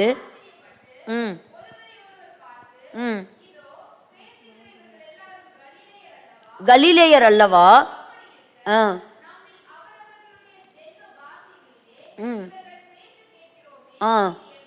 பாருங்க, அப்போ அங்க ஆரம்பிச்ச ஒரு கன்ஃபியூஷன் எங்க முடிவுல வந்தது? பெந்தேகோஸ்தே என்னும் நாள் வந்த பொழுது கர்த்தர் ஒரு நலமான ஒரு காரியத்தை தந்தார். எல்லாரும் கலிலேயர்கள் தான், ஆனா அவங்க பேசுறது இவங்களுக்கு இவங்க என்ன லாங்குவேஜ் மதர் டங்குன்னே தெரியாது. Because they all have come from different parts of the world. அப்படிதான் பூமியின் கீழே வானத்தின் கீழே இருக்கக்கூடிய எல்லாரும் வந்தாங்கன்னு தான் அந்த அதிகாரத்துல நம்ம படிக்கிறோம். அப்போ ஆனா இவங்க எப்படி நம்மளோட மதர் டங்க இவங்க பேசுறாங்கன்னு ஆச்சரியப்பட்டாங்களாம். அப்படி இங்க ஆதியாகமத்துல நம்ம பார்க்கிறோம் ஒரு கன்ஃபியூஷன் வருது, செதறி போறாங்க. ஆனா புதிய ஏற்பாட்டுல கிறிஸ்துவினுடைய மரணம் உயிர்த்தெழுதல் இன்னொரு ஆரம்பத்தை கொடுக்குது. இங்க ஒரு கோபுரத்தை கட்டினாங்க, அங்க மேல் வீட்டு அறையில ஜனங்கள் கூடி வந்தாங்க. அங்க பாருங்க, இங்க பாஷை தாறுமாறாக்கப்பட்டது. அங்க பலவிதமான பாஷைகள் ஒரே மொழியில எல்லாரும் பேசுறாங்க. ஆனா எல்லாருக்கும் அவங்கவுங்க காதுல என்ன விழுகுது? அந்த அர்த்தம் விழுந்தது. சோ இப்படி ஜனங்களை தன் வசமாய் வைத்து கொள்ள நினைத்தவன் நிம்ரோத். ஆனால் நிம்ரோதினுடைய காரியம் வாய்க்கவே இல்லை. ஸோ நம்ம இன்னைக்கு இந்த காரியத்திலேருந்து நம்ம கற்றுக்கொள்ளக்கூடிய ஒரு முக்கியமான காரியம் என்ன அப்படின்னா, ஆண்டவருடைய ஜட்ஜ்மெண்ட் ஒரு நாள் வரும். இட் மைட் டேக் டைம், ஆனால் and definitely there is a day that is coming when we need to face his judgment. அதாவது இன்னைக்கு ஜட்ஜ்மெண்ட்டை பேசினா, செகண்ட் கம்மிங்கை பற்றி பேசினா போரிங்காகவும் பிடிக்க மாட்டேங்குது. ஆனால் அதுதான் உண்மை. அதுதான் அடுத்த நிகழ்வு, அடுத்த event. we have to see our God. நமக்கு பிடிச்சதோ பிடிக்கலையோ நம்ம ஆண்டவரை நம்ம சந்திக்கணும். ஸோ இன்னைக்கு நம்ம பார்த்தோம் நிம்ரோதினுடைய காலம். அவன் பராக்கிரமசாலியா இருந்தான், அவன் தன்னுடைய ஞானத்தை பயன்படுத்தினா, தனக்கு ஒரு கோட்டையை கட்டினா, ஒரு ஒன் வேர்ல்டு லீடரா இருக்கிறதுக்காக அவன் முயற்சி செஞ்சான். இந்த உலகத்துல பல தலைவர்கள் வந்தாங்க. பார்வோன்ல இருந்து கடைசியா வந்த ஹிட்லர், இன்னைக்கு இருக்கக்கூடிய அலி கமேனி வரைக்கும் பாத்தீங்கன்னா எல்லாருமே தங்களுடைய சாம்ராஜ்யத்துல தங்களோட கண்ட்ரோலை வைக்க நினைச்சாங்க. they wanted to become God. மனிதர்கள் தேவனாக விரும்பினார்கள். ஆனால் ஒரே ஒருவர் தான் தேவனுடைய குமாரன். அவர் தேவனாய் இருந்தும் மனிதனாக மாற விரும்பினார். அவர்தான் இயேசு கிறிஸ்து. அவர் தேவன், ஆனால் மனிதனாக மாறினார். ஆனால் இன்னைக்கு இருக்கக்கூடிய மனிதர்கள் கடவுளாக மாற விரும்புகிறார்கள். இந்த நேரத்தில் நம்ம ஆண்டவரை இறுக்கமாய் பற்றி கொள்வோம், ஆண்டவருக்கு பயப்படுவோம், ஆண்டவருடைய வார்த்தையை நம்ம தியானிப்போம். கர்த்தர் இந்த இதுல நமக்கு ஒரு வெளிச்சத்தை நிச்சயமாய் கொடுப்பார். கண்களை மூடி நம்ம எல்லாரும் ஜெபிக்கலாம். பல காரியங்களுக்காக நம்ம பயப்படுறோம். ஆனா இன்னைக்கு பைபிள் நமக்கு கற்றுக் கொடுக்கக்கூடிய காரியம் என்னன்னா, நம்மை நியாயம் தீர்த்து நம்மை இனி ஒரு பங்குள்ளவர்களாக பிரிக்க போகின்ற தேவனுக்கு நாம் பயந்து இந்த வசனத்துக்கு கீழ்ப்படிந்து நம்ம நடக்க வேண்டிய ஜனங்களா நம்ம இருக்கிறோம். இன்னைக்கு அர்ப்பணிக்கலாமா? நம்முடைய கண்களை மூடி பாருங்க. ஒரு தேசம் தத்தளித்து கொண்டிருக்கிறது. அங்க தூக்கம் இல்லை, அங்க வாழ்க்கை ரொம்ப, ஒரு பாஸ்டர் சொல்றார், வீட்டுக்குள்ள இருந்தாலும் இருக்கவே முடியல, ஒரு பயமான ஒரு சூழ்நிலை, ஒரு பயத்தின் சூழ்நிலையா இருக்கு. ட்ரம்ப் ஒரு பக்கம் சொல்றாரு, நாங்க சைபர் அட்டாக் ஒருவேளை நாங்க நடத்தலாம், but somehow our help is coming for you, but let us pray. அந்த தேசத்திற்கு கர்த்தர் ஒரு பாதுகாப்பை அனுப்பும்படியாக அங்க நடக்கிற அந்த கலவரங்கள்லாம் நின்று போய் ஒரு பெரிய மாற்றம் உண்டாகட்டும், அரசாங்கத்துல ஒரு மாற்றம் உண்டாகட்டும். பல ஆண்டு காலங்களாக இந்த கொடுமையான டிக்டேட்டர்ஷிப்ல இருந்து அந்த ஜனங்கள் விடுவிக்கப்படுவார்களாக. அந்த ஜனங்களுக்கு என்று சொல்லி ஒரு ஃப்ரீடம் கிடைக்கட்டும். Let us pray. நம்ம எல்லாம் உருக்கமாய் நம்ம ஜெபிக்கலாம். ஆண்டவரே, இந்த நல்ல நேரத்திலையும் கர்த்தாவே, ஆண்டவரே, ஈரான் தேசத்திற்காக நாங்கள் ஜெபிக்கிறோம்ப்பா. எத்தனையோ அவங்க கிட்ட செல்வம், ஆனால் அத்தனை செல்வங்களையும் அத்தனை பணத்தையும் கர்த்தாவே தீவிரவாத இயக்கங்களை உருவாக்குவதற்கும், ஆண்டவரே அவங்களுக்கு ட்ரைனிங்கை கொடுக்கறதுக்கும், ஆயுதங்களை தயாரிக்கிறதுக்கும், இதன் மூலமாக இஸ்ரேல் தேசத்தை அழிப்பதுமே ஆண்டவரே அவர்களுடைய குறிக்கோளாக வைத்து எல்லாவற்றையும் அழித்து போட்டார்கள். ஆண்டவரே, இந்த நாள்ல அந்த தேசத்துல இருக்கக்கூடிய ஆண்டவரே எத்தனையோ பாவப்பட்ட மக்கள் அப்பா, இன்னசென்ட் பீப்புள், அவங்களுக்காக நாங்க ஜெபிக்கிறோம் ஆண்டவரே. அப்பா, பல ஆயிரக்கணக்கானோர் ஆண்டவரே அந்த தேசத்துல மரித்து போனார்கள், மரித்து கொண்டு இருக்கிறார்கள் ஆண்டவரே. அப்பா, மிருகத்தை போல சுட்டு வீழ்த்தப்படுகிறார்கள் என்று சொல்லி நாங்க கேள்விப்படுகிறோமே ஆண்டவரே. அந்த தேசத்திற்காக நாங்க ஜெபிக்கிறோம் ராஜா.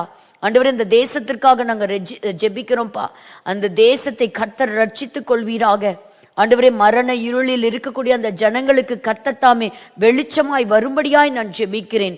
இது தொடரக்கூடாதப்பா ஆண்டவரே. அந்த தேசத்துல ஒரு பெரிய மாற்றம் உண்டாகட்டும். கர்த்தர் அதை செய்கிறபடியால் உமக்கு நன்றி செலுத்துகிறோம் தகப்பனே. ஆண்டவரே, காரியம் மாறுதலாய் முடிந்தது என்று சொன்ன வார்த்தையின்படி ஆண்டவரே, இந்த கொடுங்கோல் ஆட்சி ஒரு முடிவுக்கு வந்ததற்காக உமக்கு நன்றி செலுத்துகிறோம்.